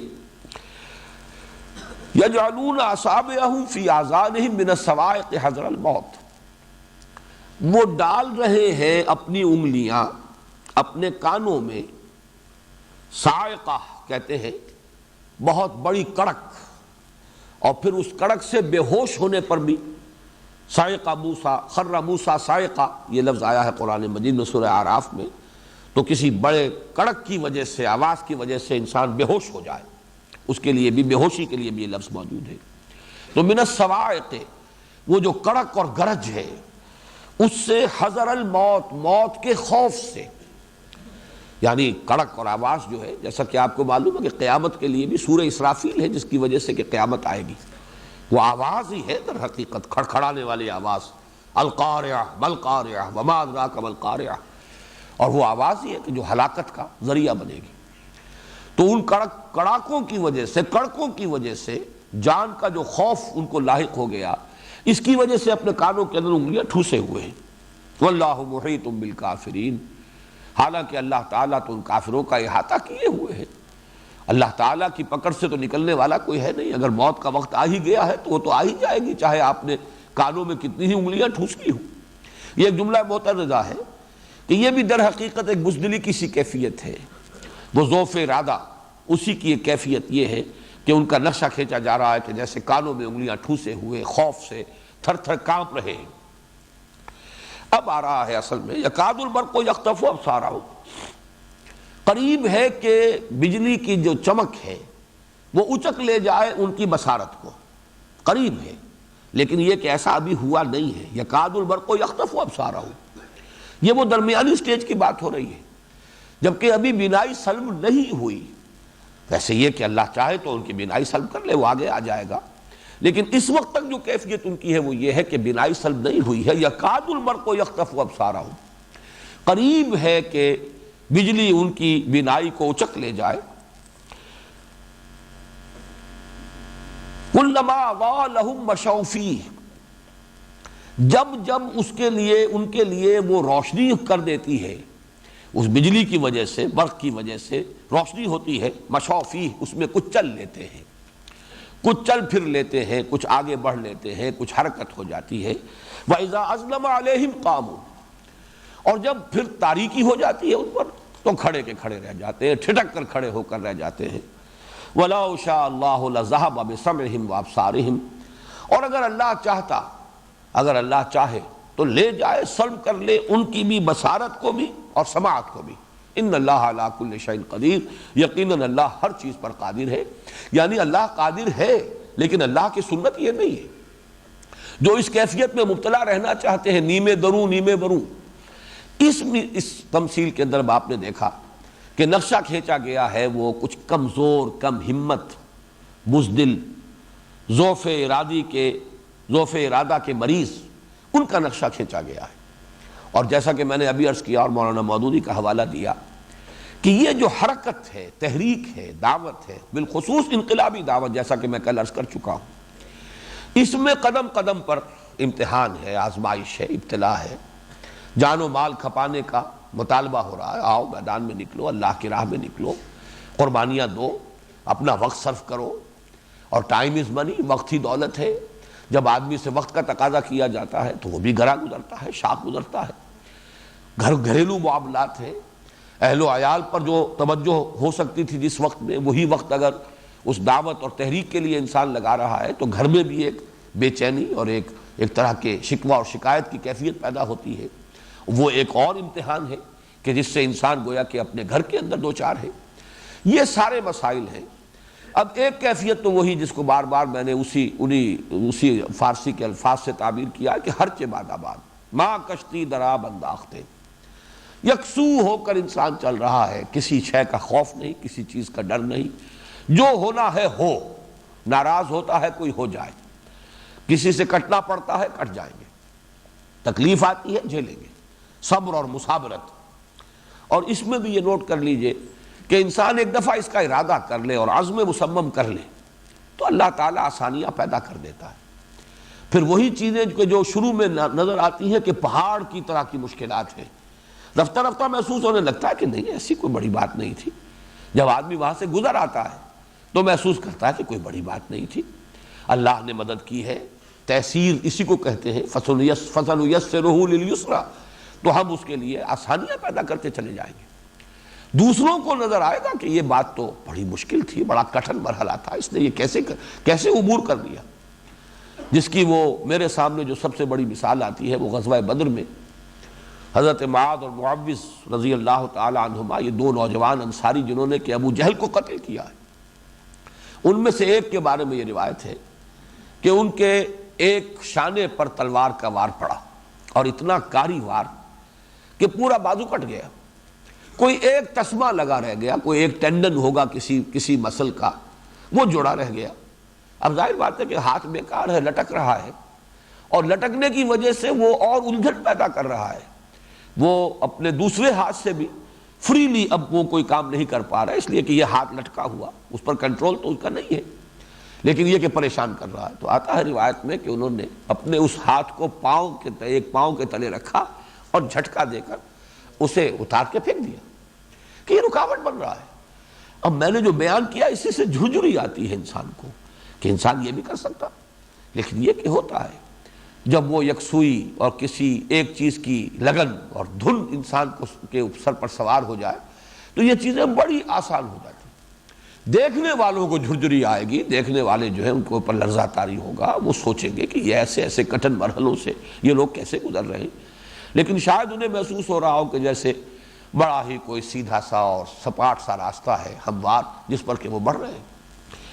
لیکن یہ کہ اگر ہمت جو ہے اس میں کمزوری ہے، ضعف اپنے اندر ہے، قوت ارادی مزمحل ہے، اب قدم قدم پر وہ رکیں گے، پھر جائیں گے، کھڑے ہوں گے، ذرا آسانی آ جاتی۔ ظاہر بات ہے کہ ہر وقت وہ مرحلہ نہیں تھا، مدنی دور میں بھی وقفے تو آتے تھے جنگوں کے مابین بھی، حالات میں کچھ نہ کچھ ٹھہراؤ تھوڑی دیر کے لیے آ جاتا تھا، چاہیے کہ اندیشے رہتے تھے ہر وقت، ایک حالت خوف تو طاری رہتی تھی، اس لیے کہ سازشیں ہو رہی ہیں۔ مدینے کے اندر یہود کے قبائل جو آباد ہیں وہ سازشیں کر رہے ہیں، اسی طریقے سے دوسری طرف سازشیں ہو رہی ہیں، مکے سے خبریں آ رہی ہیں کہ یہ مشورے طے پا رہے ہیں۔ تو حالت خوف تو تھی، لیکن یہ کہ درمیان میں کچھ نہ کچھ انہیں ریلیف کا کچھ نہ کچھ وقفہ مل جاتا تھا۔ ایسی حالت میں تو وہ کچھ آگے چلیں گے، بڑھیں گے، نمایاں ہو جائیں گے، مسجد نبوی میں بھی اگلی صف میں آ کر بیٹھیں گے تاکہ معلوم ہو جائے کہ یہ لوگ جو ہے ایمان پر، اسلام پر، مسلمانوں کے ساتھ شانہ بشانہ شریک ہیں، چل رہے ہیں۔ اذا کلما اضاء لهم مشوا فیہ، یہ گویا کہ ایک کیفیت وہ ہے، جیسے ہی ذرا کوئی روشنی ہوتی ہے کچھ چل لیتے ہیں، کچھ لوگوں کے ساتھ مل کر ان کی معیت جو ہے اپنا بھی کوئی ثبوت دیتے ہیں کہ ہم بھی ساتھ ہیں۔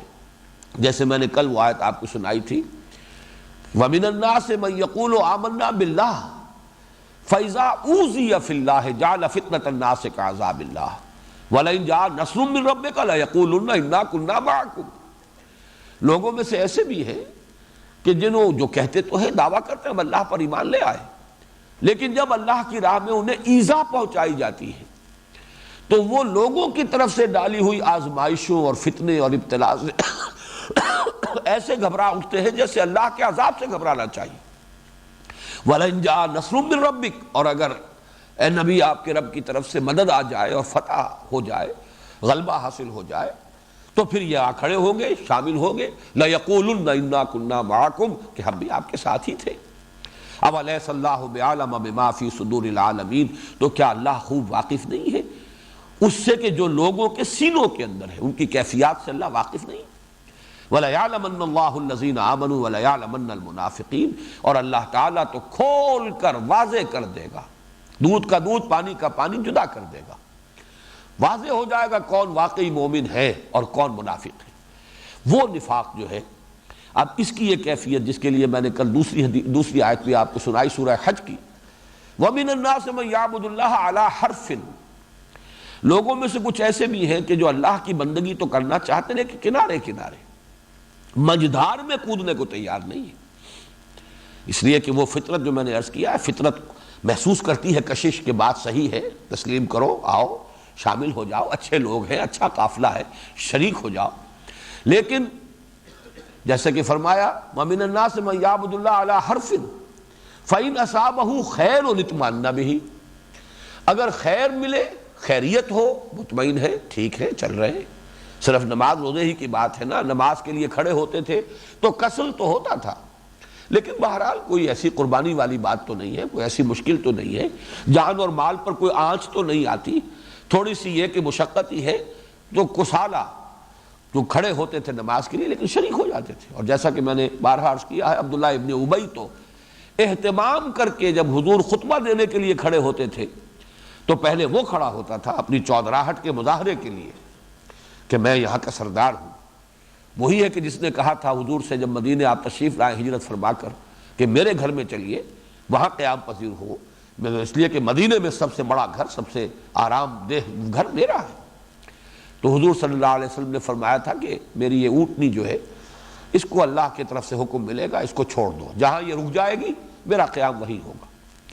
بہرحال اس نے اپنی چودراہٹ کے اظہار کا ایک ذریعہ یہ اختیار کیا تھا کہ ہر خطبے سے پہلے کھڑا ہو جاتا تھا اور وہ کہتا تھا لوگوں دیکھو ان کی بات بڑی توجہ سے سنو، یہ اللہ کے رسول ہیں۔ تو ان کی یہ کیفیت جو ہے، جب کوئی مطالبہ نہیں، کوئی قربانی کا وقت نہیں، کوئی مشکل نہیں، کوئی آزمائش نہیں، کلما اضاء لهم مشوا فیہ، وہ چلتے ہیں، مشا یمشی، چلنا، مشوا فیہ، وَإِذَا أَظْلَمَ عَلَيْهِمْ قَامُوا، اور جب تاریکی طاری ہو گئی، پھر اندھیرا آ گیا، پھر مصائب آ گئے، پھر مشکلات، پھر تکالیف، پھر امتحانات، پھر تقاضے، پھر مطالبے، قاموا، کھڑے کے کھڑے رہ جاتے ہیں، جس کو ہم کہتے ہیں ٹھٹک کر کھڑے ہو جانا۔ وَلَوْ شَاءَ اللَّهُ لَذَهَبَ بِسَمْعِهِمْ وَأَبْصَارِهِمْ، اللہ چاہتا تو لے جاتا، سلب کر لیتا ان کی سماعت اور بصارت کو، جیسے کہ پہلو کا کر لیا۔ ذَهَبَ اللَّهُ بِنُورِهِمْ وَتَرَكَهُمْ فِي ظُلُمَاتٍ لَا يُبْصِرُونَ، اللہ ان کا نور بصارت لے گیا، اللہ نے ان کا نور بصارت سلب کر لیا، وَتَرَكَهُمْ فِي ظُلُمَاتٍ لَا يُبْصِرُونَ، اور چھوڑ دیا ان کو ان اندھیروں کے اندر بھٹکتے ہوئے کہ اب کچھ نہیں دیکھتے. صُمٌّ بُكْمٌ عُمْيٌ فَهُمْ لَا يَرْجِعُونَ. لیکن اللہ کی سنت یہ نہیں ہے. جو جس حد تک خود جاتا ہے وہی تک وہ قانون خداوندی کی گرفت میں آئے گا. اس میں اس کا اپنا فری چوائس برقرار رہے گا. وَلَوْ شَاءَ اللَّهُ لَذَهَبَ بِسَمْعِهِمْ وَأَبْصَارِهِمْ. ان لوگوں کی بھی اگر اللہ چاہتا تو ان کی سماعت بھی سلب کر لیتا، ان کی بصارت بھی سلب کر لیتا.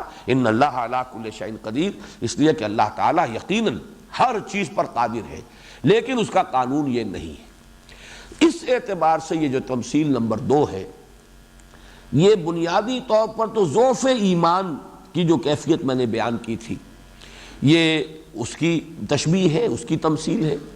لیکن ابتدائی سٹیجز جو ہے نفاق کی، ان کو بھی یہ کور کر لے گی.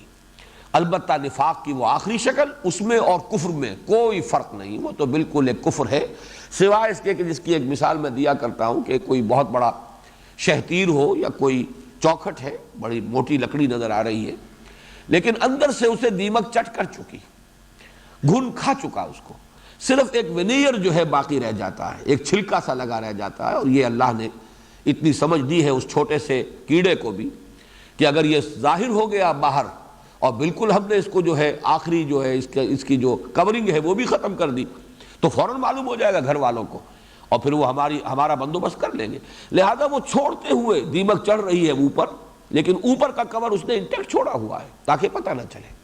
یہی معاملہ منافقین کا ہے کہ بالآخر وہ اس کفر کی حد تک، آخری حد تک پہنچنے کے باوجود وہ اسلام کی ڈھال، اپنا کلمہ شہادت اور کچھ نہ کچھ نماز روزہ دکھاوے کا، ریاکاری کا، وہ برقرار رکھتے تھے کہ مسلمان شمار کیے جائیں، تاکہ ہمارا جو ہے معاملہ تعلق جو ہے ادھر سے بھی ٹوٹنے نہ پائے.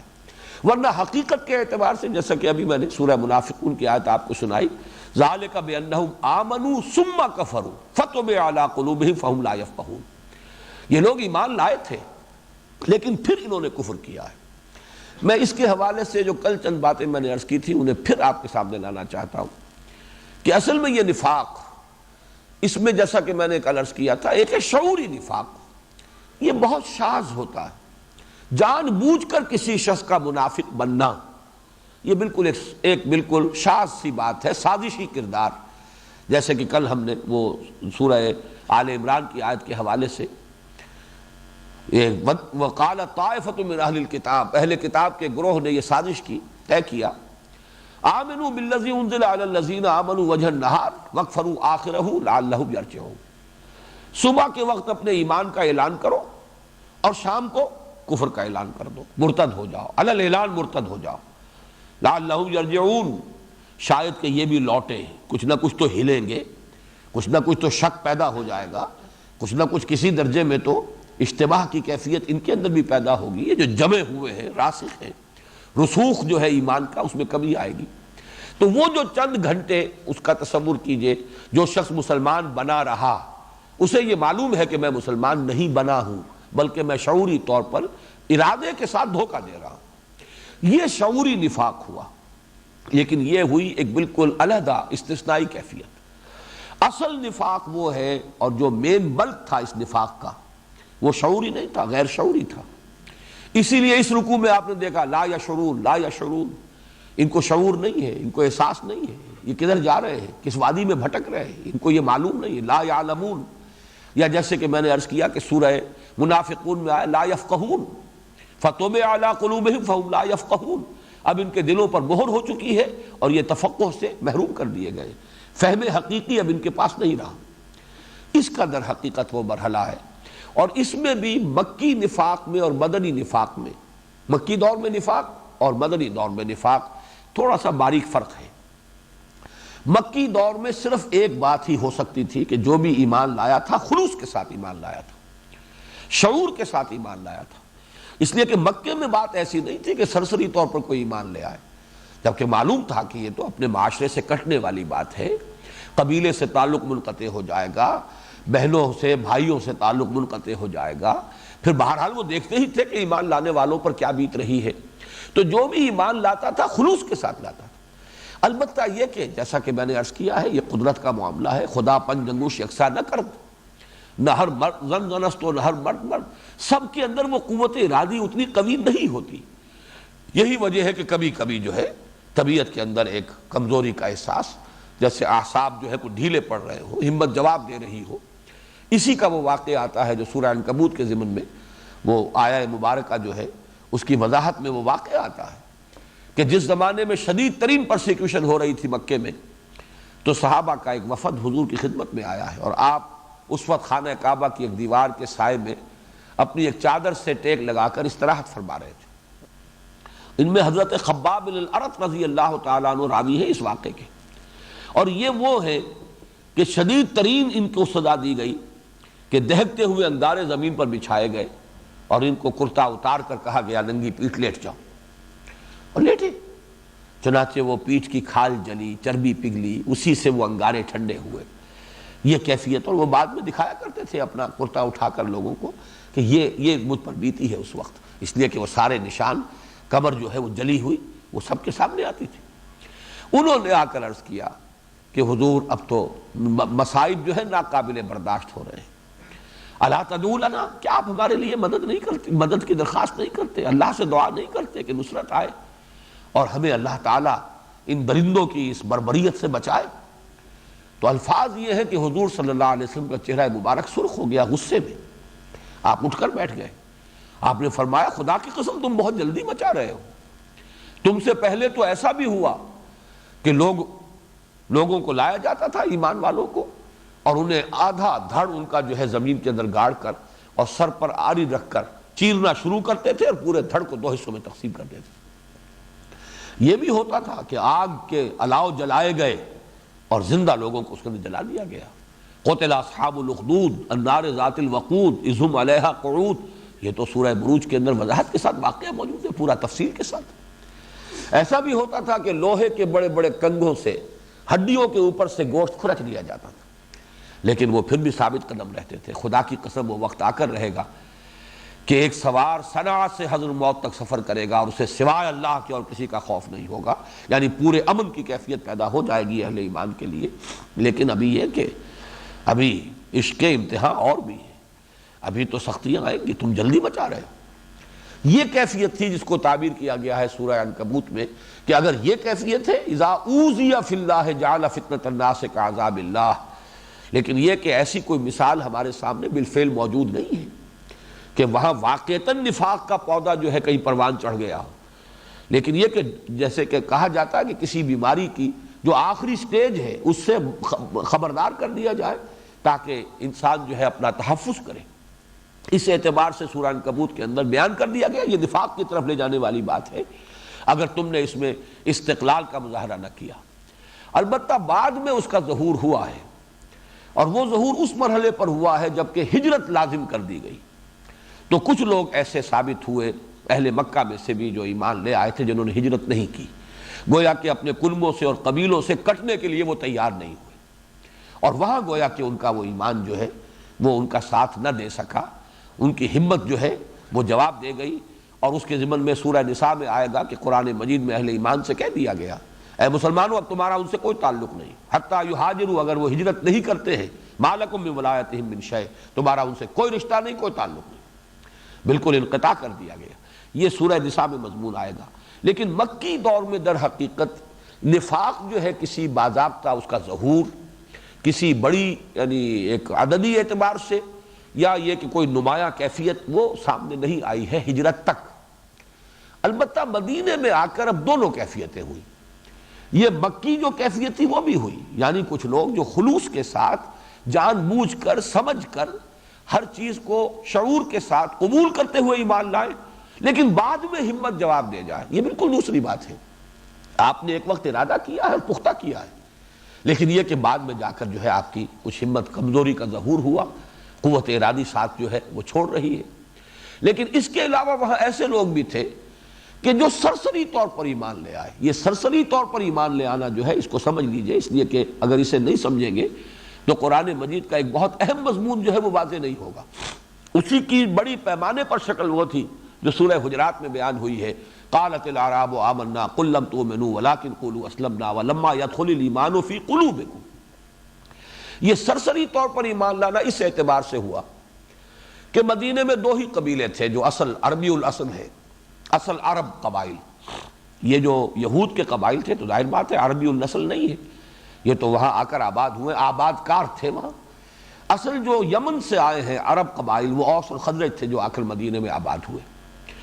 یہ دونوں کے دونوں قبیلے این بلاک یا این ماس ایمان لے آئے ہیں، اس لیے کہ کیفیت ایسی ہو گئی کہ ان کے سردار ایمان لے آئے، گویا کہ سب نے ایمان قبول کر لیا. تبھی تو حضور صلی اللہ علیہ وسلم کا داخلہ مدینے میں جو ہوا ہے ہجرت کے وقت، وہ گویا کہ بے تاج بادشاہ کی حیثیت سے ہوا ہے، استقبال ہوا ہے. کئی دن سے لوگ منتظر تھے حضور کے کہ آپ کب پہنچے اور ہم خوشیاں منائیں. تو وہ جب داخلہ ہوا ہے تو ایک ایسے کہ بے تاج بادشاہ ہو، اس لیے کہ اوس اور خزرج دونوں کے اکابر، دونوں کے بڑے سردار ایمان لے آئے. اس اعتبار سے وہاں کچھ لوگ ایسے بھی تھے جو محض اس وجہ سے مسلمانوں میں شامل ہو گئے کہ اب قبیلہ پورا کا پورا جب مسلمان ہے تو ہم بھی مسلمان ہیں. یہ سرسری ایمان ہے. اسی لیے میں عرض کر رہا ہوں کہ اس کیفیت کی جو ہے پوری منطقی جو ہے انتہا وہ اس وقت ہوئی جب پورے عرب پر اسلام کا غلبہ ہو گیا. اذا جاء نصر اللہ والفتح ورأیت الناس يدخلون فی دین اللہ افواجا. جب اللہ کی مدد آ گئی، فتح آ گئی، اب دیکھا لوگوں کو آپ نے کہ وہ داخل ہو رہے ہیں اللہ کے دین میں فوج در فوج. یہ فوج در فوج داخل ہونا بھی اسی نوعیت کا تھا کہ اب قبیلے نے اپنی اپنی جگہ پر بیٹھ کر مشورے کیے کہ اب تو بات ختم ہوئی، اب تو محمد کو فیصلہ کن فتح حاصل ہو چکی صلی اللہ علیہ وسلم، لہٰذا اب اس کے سوا کوئی اور چارہ کار نہیں ہے. خاص طور پر جبکہ چیلنج بھی آ گیا تھا. چیلنج یہ تھا کہ اشہر حرم ختم ہو گئے تو فقتلوا المشرکین حیث وجدتموہم، اعلان عام آ گیا، قتل عام ہوگا. اب یا تو یہ کہ اس سرزمین کو چھوڑ کر نکل جاؤ کہیں، یہاں رہنا ہے تو اب اسلام کے بغیر نہیں رہ سکو گے. تو اب اس حالت میں جو لوگ ایمان لائے یقیناً ان میں مومنین صادقین بھی تھے، یقیناً ان میں منافق بھی تھے جو شعوری طور پر جنہوں نے کہ یہ فیصلہ کیا ہو کہ ٹھیک ہے اب تو ہم بے بس ہو گئے. اس وقت تو جس کو کہا جائے کہ سر اپنا نیچا کر لو اور دبک جاؤ اور اسلام کا کلمہ پڑھ لو، پھر دیکھیں گے جب وقت آئے گا کوئی موقع مناسب ہوگا تو پھر نمٹ لیں گے ان سے. یقیناً ایسے لوگ بھی ہوں گے، لیکن ان میں ایک بڑی تعداد ایسے لوگوں کی تھی کہ کوئی بدنیتی بھی نہیں ہے، دھوکہ دینے کا ارادہ بھی نہیں ہے، مرتد ہونے کا کوئی ارادہ بھی نہیں ہے، کسی اور موقع کا انتظار بھی نہیں ہے، لیکن مثبت طور پر ایمان جس کو کہا جائے وہ بھی انہیں حاصل نہیں ہوا ذاتی سطح پر، بلکہ یہ کہ وہ اپنے اس قبیلے کے ساتھ ایمان لے آئے. یہ سرسری ایمان، اس کے لیے جو میں نے آج عنوان تجویز کیا ہے ذہن میں رکھیے. یہ سرسری ایمان ظاہر بات ہے کہ اب جب بھی کوئی تکلیف آئے گی، آزمائش آئے گی، یہ جو مدینے کے اندر شروع ہوا ہے یہ اس لیے کہ یہ چھوٹی تعداد نہیں ہے. غور کیجئے کہ غزوہ احد کے وقت حضور صلی اللہ علیہ وسلم جب نکلے ہیں مدینہ منورہ سے تو 1000 کی نفری ہے، اور پھر ذرا باہر گئے ہیں اور 300 واپس ہو گئے. تو 1/3 آف دی ٹوٹل اسٹرینتھ، یہ معمولی نفری نہیں ہے. تو اس کو سمجھنا چاہیے کہ کیسے ہو گیا یہ. اور ان میں ضروری نہیں ہے، بلکہ میں جیسا کہ عرض کر رہا ہوں ان میں شعوری منافق تو شاید ہی کوئی ہو، کوئی لوگ ہوں گے، ہم تعین کے ساتھ نہیں کہہ سکتے. ہو سکتا ہے عبداللہ ابن ابی ہو، اس لیے کہ اس کے بارے میں قرائن یہی ہے کہ وہ چونکہ ان کا سب سے بڑا سردار تھا اور چونکہ اس کی بادشاہت کا فیصلہ ہو چکا تھا، اس کے لیے تاج، سونے کا تاج تیار کیا جا چکا تھا، صرف تاج پوشی باقی تھی کہ حضور تشریف لے آئے صلی اللہ علیہ وسلم. اب جب اس نے اپنے قبیلے کا رنگ دیکھا، اوس اور خزرج دونوں کا، کہ ان کے تو سب اکثر لوگ جو ہیں بڑے جو لوگ ہیں میرے ساتھی وہ تو سب کے سب ایمان لے آئے محمد پر صلی اللہ علیہ وسلم، تو اس کے لیے گویا کہ اب یہ فیصلہ کن مرحلہ تھا کہ یا تو ابھی میں علیحدہ ہو جاؤں تو سرداری اور چودراہٹ تو ختم ہوئی، یا یہ ہے کہ ذرا اس وقت نیوی پا کے جسے آپ کہتے ہیں پنجابی میں، اس وقت ذرا سر جھکا لو، پھر انتظار کریں گے کوئی موقع ہو. جیسے کہ سورہ منافقون میں آیا لَيُخْرِجَنَّ الْأَعَزُّ مِنْهَا الْأَذَلَّ. اب کہ اگر کہیں مدینے واپسی ہو گئی تو عزت والے جو ہیں ان ذلیلوں کو نکال باہر کریں گے. تو معلوم ہوتا ہے الفاظ بتا رہے ہیں کہ اس کے دل کے اندر کیا روگ تھا، کتنا غصہ تھا، کتنا بغض تھا، کتنا عناد تھا، کتنا شقاق تھا حضور صلی اللہ علیہ وسلم کے خلاف. لیکن یہ کہ مجبوراً وہ ایمان لایا، اس لیے کہ پوری قوم جب جا رہی ہے ادھر تو وہ اکیلا کیا کرے. تو شعوری بھی یقیناً اس میں منافق ہوں گے، لیکن بڑی تعداد ایسے ہی لوگوں کی تھی جو سرسری طور پر شامل ہو گئے. لیکن اب جب مرحلہ آیا انہیں معلوم ہوا کہ 3000 کا لشکر جو ہے باہر کھڑا ہوا ہے قریش کا، کیل کاٹے سے لیس. تو بہانہ بنا کر کہ جب ہمارے مشورے پر عمل نہیں ہوا تو پھر ہم خام خواہ کیوں اپنی جانوں کے لیے خطرات مول لیں وہ واپس ہو گئے۔ تو یہ سمجھیے کہ نفاق مکے میں صرف ایک تھا، وہ نفاق بھی پوٹینشل نفاق تھا، اس کا کوئی ہمیں ایک انسٹیٹیوشن کی حیثیت سے مکی دور میں کہیں نظر نہیں آتا کہ وہ معاملہ کہیں واقعتاً ایسا ہو کہ جو اس معاشرے میں اس جماعت کے اندر جو اس وقت حضور پر ایمان لائی وہاں کوئی ایسے گروہ تھے کہ جن کے اندر یہ کیفیت پیدا ہو چکی ہو، لیکن وہاں صرف متنبہ کر دیا گیا کہ دیکھو اگر صبر میں تحمل میں اگر کمی ہوئی، اگر استقامت کا ثبوت نہیں دو گے، اگر آزمائشوں کو نہیں جھیلو گے، برداشت نہیں کرو گے، تو دیکھو یہ راستہ پھر نفاق کی طرف لے جائے گا۔ یہ ایک طرح کا کوشن ہے، یہ ایک طرح کی وارننگ ہے، جیسے کہ کوئی ڈاکٹر بتائے کسی ٹی بی کے جو مریض کو جو ابھی پہلی سٹیج میں ہے کہ دیکھو اگر علاج نہیں کرو گے، اگر صحیح پرہیز نہیں کرو گے، جو ہدایات میں دے رہا ہوں اگر یہ نہیں کرو گے تو پھر نتیجہ یہ نکلے گا۔ اس درجے میں سمجھتا ہوں کہ وہ معاملہ تھا کہ جو مکی دور میں تھا، اگرچہ کچھ لوگوں کا وہ معاملہ زیادہ ظاہر ہو گیا ہجرت کے مرحلے پر آ کر کہ اب امتحان تھا کہ اپنے رشتہ داروں کو اور اپنے قبیلوں کو چھوڑنے کے لیے تیار ہو یا نہیں۔ البتہ مدینے میں آ کر یوں سمجھیے کہ تین قسم کے نفاق ہو گئے، ایک تو یہی جو مکے میں جس کے کہ گویا کہ پوٹینشل تھا، اب یہاں آ کر اس نے ایکچول کی شکل اختیار کی، بالفعل ظہور ہوا۔ دوسرے وہ لوگ جو ایمان ہی سرسری طور پر لائے، صرف اس وجہ سے مسلمان ہو گئے کہ پورا قبیلہ پورا گھرانہ اسلام لا رہا ہے تو چلو اب کوئی بات نہیں، ٹھیک ہے اب بھی مسلمان ہو جائیں۔ ایسے لوگوں کے لیے ظاہر بات ہے کہ وہ کیفیت وہ تو یعنی 10 گنا نہیں 100 گنا زیادہ امکان ہے کہ آزمائش اور ابتلا کے موقع پر ان کے اعصاب ڈھیلے پڑ جائیں اور ان کی ہمت جواب دے جائے۔ اور تیسرا نفاق وہ کہ جو شعوری نفاق، اس لیے کہ اب اس کے سوا کوئی چارہ کار نہیں ہے، جیسے میں گمان غالب کے طور پر عرض کر رہا ہوں عبداللہ ابن ابی کا معاملہ، اور جیسے کہ معاملہ یہود کا کہ ایمان لاؤ صبح کو اور شام کو مرتد ہو جاؤ۔ یہ بھی ہو سکتا ہے کہ کچھ لوگوں نے چند دن اسلام میں رہ کر پھر یہ معاملہ کیا ہو تاکہ مسلمانوں کی ہوا اکھڑ جائے اور جو ساکھ ہے ایمان کی اور اہل ایمان کی وہ ساکھ جو ہے اس کے اندر کمی پیدا ہو جائے۔ اب آخر میں یہ دو باتیں تو پہلے عرض کر چکا ہوں، آج ایک تیسری بات عرض کرنی ہے۔ قرآن مجید میں یہ جو اصول ہے، القرآن یفسر بعضہ بعضا، قرآن مجید ایک ایسی کتاب ہے اس کا ایک حصہ دوسرے حصے کی تفسیر کرتا ہے، اسی اعتبار سے جو مشابہتیں ہوتی ہیں ان کو نمایاں کیا جائے تو اور اس سے فہم قرآن کے اندر ایک کچھ اضافہ ہوتا ہے۔ تو جیسا کہ میں نے کل عرض کیا تھا، سورہ بقرہ کی پہلی 5 آیات کا تقابل ذہن میں رکھیے سورہ لقمان کی پہلی 5 آیات سے، وہ تو بہت ہی گہرا تقابل ہے۔ جیسا کہ میں نے کل آپ کو بتایا تھا الف لام میم سے شروع ہوا دونوں جگہ، پھر یہ کہ وہاں ذالک الکتاب لا ریب فیہ، اور یہاں ہے تلک آیات الکتاب الحکیم، وہاں ہے ھدی للمتقین، اور سورہ لقمان میں ہے ھدی ورحمۃ للمحسنین، وہاں پھر آیا الذین یؤمنون بالغیب ویقیمون الصلاۃ ومما رزقناہم ينفقون، یہاں فرمایا الذین یقیمون الصلاۃ ویؤتون الزکاۃ وبالآخرۃ ہم یوقنون، یہاں بھی ہے وہاں بھی ہے جو کا تو۔ البتہ صرف ایک چیز جو سورہ بقرہ میں ہے سورہ لقمان میں نہیں ہے، یعنی والذین یؤمنون بما انزل الیک وما انزل من قبلک۔ اس کی وجہ یہ ہے کہ مکی دور میں خطاب سب کا سب ابھی مشرکین سے تھا، اہل کتاب سے خطاب تھا ہی نہیں۔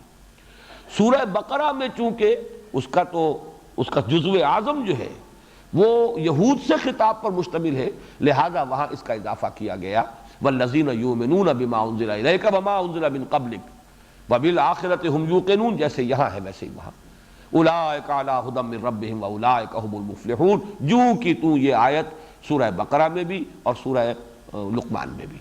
تو اس سے بھی جو ہے ایک روشنی پڑتی ہے۔ اسی طریقے سے جو سورہ بقرہ کے پہلے رکوع کی آخری 2 آیات ہیں، ان الذین کفروا سواء علیہم انذرتہم ام لم تنذرہم لا یؤمنون، بلکہ اس پورے رکوع کی بحثیت مجموعی سورہ یاسین کے پہلے رکوع سے بڑی مشابہت ہے۔ جیسے کہ یہاں فرمایا گیا کہ اب یہ ایمان نہیں لائیں گے، سواء علیہم انذرتہم ام لم تنذرہم لا یؤمنون، بین ہی یہی الفاظ آیت نمبر 7 ہے سورہ یاسین کی، وَسَوَاءٌ عَلَيْهِمْ أَنذَرْتَهُمْ أَمْ لَمْ تُنذِرْهُمْ لَا يُؤْمِنُونَ، اور اس میں یہاں پر ختم اللہ علی قلوبہم وعلی سمعہم ہے، اور سورہ یاسین میں ہے اِنَّا جَعَلْنَا فِي أَعْنَاقِهِمْ أَغْلَالًا فَهِيَ إِلَى الْأَذْقَانِ فَهُمْ مُقْمَحُونَ وجعلنا من بین ایدیہم صدا ومن خلفہم صدا فاغشیناہم فہم لا یبصرون، ہم نے ان کے آگے بھی ایک روک لگا دی ہے، دیوار کھڑی کر دی ہے، پیچھے بھی ایک روک ہے، دیوار ہے، اور ہم نے ان کو ڈھانپ دیا ہے، اب یہ کچھ نہیں دیکھ رہے۔ تو بالکل وہی الفاظ کہ ختم اللہ علی قلوبہم وعلی سمعہم وعلی ابصارہم غشاوہ ولہم عذاب عظیم۔ البتہ آج جو میں اضافہ کرنا چاہتا ہوں وہ یہ ہے کہ سورہ بقرہ کے ان دو رکوعوں کی بحیثیت مجموعی مشابہت ان کا مثنیٰ قرآن مجید میں سورہ نور کا 5واں رکوع ہے۔ جیسے یہاں 3 گروہ ہمارے سامنے آئے، مومنین صادقین، اولئک علی ھدی من ربہم واولئک ھم المفلحون، اور ان کی صفات کیا ہیں؟ الذین یؤمنون بالغیب ویقیمون الصلاۃ ومما رزقناہم ینفقون۔ بالکل یہ نقشہ جو ہے سورہ نور کے 5ویں رکوع کے اندر پہلے ایمان کی بحث آئی اور ایمان کے لیے تمثیل آئی، ان کا ایمان کیا ہے، نور کیا ہے، ان کے قلب کے اندر ایک قندیل ہے جو روشن ہے، وہ ایمان کی تمثیل اور اہل ایمان کا کردار۔ پھر وہاں 2 شیڈز بیان ہوئے کفر کے، والذین کفروا اعمالهم کسراب بقیعۃ یحسبہ الظمآن ماء حتی اذا جاءہ لم یجدہ شیئا ووجد اللہ عندہ فوفاہ حسابہ واللہ سریع الحساب۔ اور دوسری او کا ظلمات فی بحر لجی، جیسے یہاں آیا تھا او کا صیب من السماء فیہ رعد وبرق، او کا ظلمات فی بحر لجی یغشاہ موج من فوقہ موج من فوقہ سحاب ظلمات بعضها فوق بعض اذا اخرج یدہ لم یکد یراہا ومن لم یجعل اللہ لہ نورا فما لہ من نور۔ تو بین ہی وہی 3 گروہ جن کا ذکر یہاں ہو رہا ہے، وہی 3 گروہ جن کا ذکر سورہ نور میں ہو رہا ہے۔ وہاں کفر کے 2 شیڈز بیان کیے گئے، ایک کفر کی وہ حالت ہے کہ تاریکی ہی تاریکی ہے، کوئی ملمے کی روشنی بھی نہیں، خیر اور نیکی کا وجود ہی نہیں، صرف نفس پرستی ہے، عیش پرستی ہے، مفاد پرستی ہے، خود غرضی ہے، اس کے سوا کچھ نہیں، جھوٹ موٹ کی بھی کوئی نیکی نہیں۔ یہ تو ہے کفر کی انتہا، ایسے اندھیرے جو بڑے گہرے سمندر میں ہو، بحر اللجی، جو اوپر ایک موج، موج کے اوپر موج، پھر اوپر بھی بادل ہے کہ کوئی چاند کی یا ستاروں کی بھی کوئی انعکاس نہ ہو رہا ہو، تو ایبسلیوٹ ڈارکنس۔ اذا اخرج یدہ لم یکد یراہا، جس کو ہم کہتے ہیں اپنے محاورے میں کہ ہاتھ کو ہاتھ سجائی نہیں دیتا، جب آدمی اپنا ہاتھ نکالتا ہے اس کو بھی نہیں دیکھ پاتا کہ میرا ہاتھ کہاں ہے، حالانکہ سینس آف ڈائریکشن ہے، معلوم ہے کہ میرا ہاتھ یہاں ہونا چاہیے، اس کے باوجود نہیں دیکھ پا رہا۔ یہ انتہائی تاریکی کی مثال ہے۔ یہاں پر وہی مثال ہے صم بکم عمی فہم لا یرجعون، یہ انتہائی کفر کی کیفیت ہے۔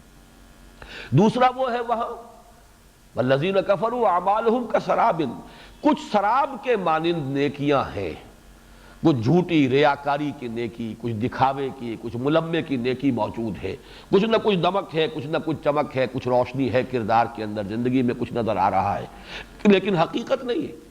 اس لیے کہ سراب جو ہے وہ نظر آتا ہے کہ پانی، حقیقت میں پانی نہیں ہوتا۔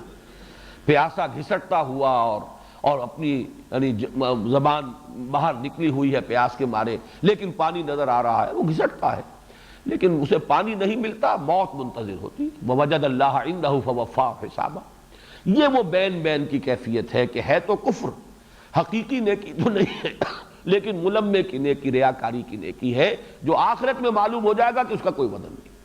وہی بین بین کا معاملہ نفاق کا یہ ہے کہ جو یہاں پہ بیان کیا گیا، چاہے اس کو کفر کی 2 تمثیلیں کہہ لیا جائے، چاہے اسے نفاق کی 2 تمثیلیں کہہ لیا جائے، اس لیے کہ نفاق بھی در حقیقت کفر ہے۔ ذالک بانہم آمنوا ثم کفروا فطبع علی قلوبہم فہم لا یفقہون۔ اللہ تعالی ہمیں اس نفاق کے مرض سے بچائے۔ میں نے جیسے کہ پہلے بھی کبھی عرض کیا ہے کہ قرآن مجید کے ان مقامات سے گزرتے ہوئے کچھ ایک کیفیت طبیعت میں پیدا ہوتی ہے، اور وہ بہرحال ہر فرد کے دل میں کچھ نہ کچھ احساسات ہوتے ہیں۔ جو میرا تجربہ ہے وہ بھی میں آپ کو اس میں شریک کر لیا کرتا ہوں۔ جب میں یہ ان رکوعوں کی تلاوت کرتا ہوں تو پہلا جب حصہ آتا ہے اولئک علی ھدی من ربہم واولئک ھم المفلحون، اس پر ایک رد عمل طبیعت میں ہونا چاہیے، اللہم ربنا اجعلنا منہم، اللہم ربنا اجعلنا منہم، اللہم ربنا اجعلنا منہم۔ اس میں سے ایک ایک چیز کے لیے بھی دعا کیجیے، جیسے رب اجعلنی مقیم الصلاۃ ومن ذریتی، پروردگار اس نماز پر مجھے قائم کر دے، نماز قائم کرنے والا بنا دے، مجھے انفاق کی توفیق عطا فرما، مجھے ایمان عطا فرما، مجھے ہدایت پر قائم کر، اور جو ہدایت تو نے دی ہے اس پر استقامت عطا فرما۔ جب دوسرا حصہ آئے ان الذین کفروا سواء علیہم انذرتہم ام لم تنذرہم لا یؤمنون ختم اللہ علی قلوبہم وعلی سمعہم وعلی ابصارہم غشاوہ ولہم عذاب عظیم، اس پر جو کیفیت میرے قلب میں پیدا ہوتی ہے، الحمدللہ الذی لم یجعلنی منہم، اس پر اللہ کا شکر ادا کیا جائے، پروردگار تیرا شکر ہے کہ تو نے ہمیں ایسے لوگوں میں سے نہیں کیا ہے، اس زمرے سے تو نے بچایا ہے۔ الحمدللہ الذی ہدانا لہذا وما کنا لنہتدی لولا ان ہدانا اللہ، کل شکر تیرے لیے، کل ثنا تیرے لیے کہ تو نے ہمیں ہدایت بخشی ہے اور اس گروہ میں ہمیں شامل نہیں کیا۔ البتہ جب تیسری آئے، اب ظاہر بات ہے اس کا اندیشہ ہر وقت ہر مسلمان کو ہونا چاہیے، جیسے کہ حضور کی حدیث ہے کہ ما امنہ الا منافق وما خافہ الا مومن، نفاق وہ شے ہے کہ اس کا اندیشہ ہوتا ہے صرف مومن کو، اور اس سے اپنے آپ کو محفوظ اور مامون سمجھتا ہے صرف منافق۔ منافق تو یہ کہ جب ایمان کی پونجی ختم ہی ہو گئی تو دعا دیتا ہوں راہزن کو، رہا کھٹکا نہ چوری کا، اب کیا اندیشہ ہے؟ کھٹکا اسی کو ہوتا ہے جس کے پاس کوئی پونجی ہو، کوئی ایمان کی رمق ہو کہ اللہ یہ ایمان میرا سلب نہ ہو جائے، ایمان زائل نہ ہو جائے، یہ دولت مجھ سے چھن نہ جائے۔ تو یہ کبھی بھی انسان کو محسوس نہیں کرنا چاہیے کہ ہمارا اس سے کوئی تعلق نہیں۔ پہلا وہ جو معاملہ ہے الحمدللہ الذی لم یجعلنا منہم، اس اللہ کا شکر ہے کہ اس نے ہمیں ان میں سے نہیں بنایا، ہم ان میں سے یقیناً نہیں ہیں، اللہ کا فضل ہے، اس میں بھی ہمارا کوئی کارنامہ نہیں، اللہ کی دین ہے، اللہ کا فضل ہے، اس کا کرم ہے۔ لیکن تیسرے حصے پر آ کر اللہم ربنا لا تجعلنا منہم، پروردگار ہمیں بچا اس نفاق سے، اللہم انا نعوذ بک من النفاق والریاء، اللہم طہر قلوبنا من النفاق واعمالنا من الریاء والسنتنا من الکذب واعیننا من الخیانہ۔ یہ دعا جو ہے اس حصے کو پڑھتے ہوئے انسان کو بار بار اس کو بڑے حضور قلب کے ساتھ جو ہے دعا کو مانگنا چاہیے، اس لیے کہ اس سے بچنا کبھی بھی کسی کے پاس کوئی ضمانت نہیں ہے کہ وہ اس سے بچ جائے گا۔ بڑے سے بڑا آدمی، جتنی جس کے پاس دولت ایمان ہوگی اتنا ہی وہ خطرے میں ہے، شیطان اتنا ہی اس پر مورچہ لگائے گا اور اس کو اس ایمان کی دولت سے محروم کرنے کی کوشش کرے گا۔ بڑے مغالطے میں ہوتے ہیں وہ لوگ جو سمجھتے ہیں کہ ہم مامون اور مسعون ہیں۔ حضرت عمر تک کا حال یہ ہے کہ وہ حضرت حذیفہ ابن یمان رضی اللہ تعالیٰ عنہ سے پوچھا کرتے تھے، انشدک باللہ، چونکہ حضور نے کچھ منافقوں کے نام انہیں بتا دیے تھے کہ حذیفہ، لیکن ساتھ ہی یہ فرما دیا تھا کہ یہ بتانے کسی کو نہیں ہے، یہ ایک راز ہے میرا، اور اسی لیے ان کا نام پڑ گیا تھا صاحب و سر النبی، نبی کے رازدان ہیں، نبی کا ایک راز ان کے پاس ہے۔ تو حضرت عمر کہا کرتے تھے کہ میں تمہیں اللہ کی قسم دے کر پوچھ رہا ہوں حذیفہ کہ کہیں میرا نام تو ان میں نہیں تھا۔ یہ کیفیت ہونی چاہیے اگر واقعتاً ہمارے اندر ایمان ہے۔ اور ظاہر بات ہے کہ اس سارے کا تعلق، جیسا کہ میں نے عرض کیا، فرائض دین کا وہ جامع تصور اگر سامنے ہوگا، دین صرف نماز روزے کا نام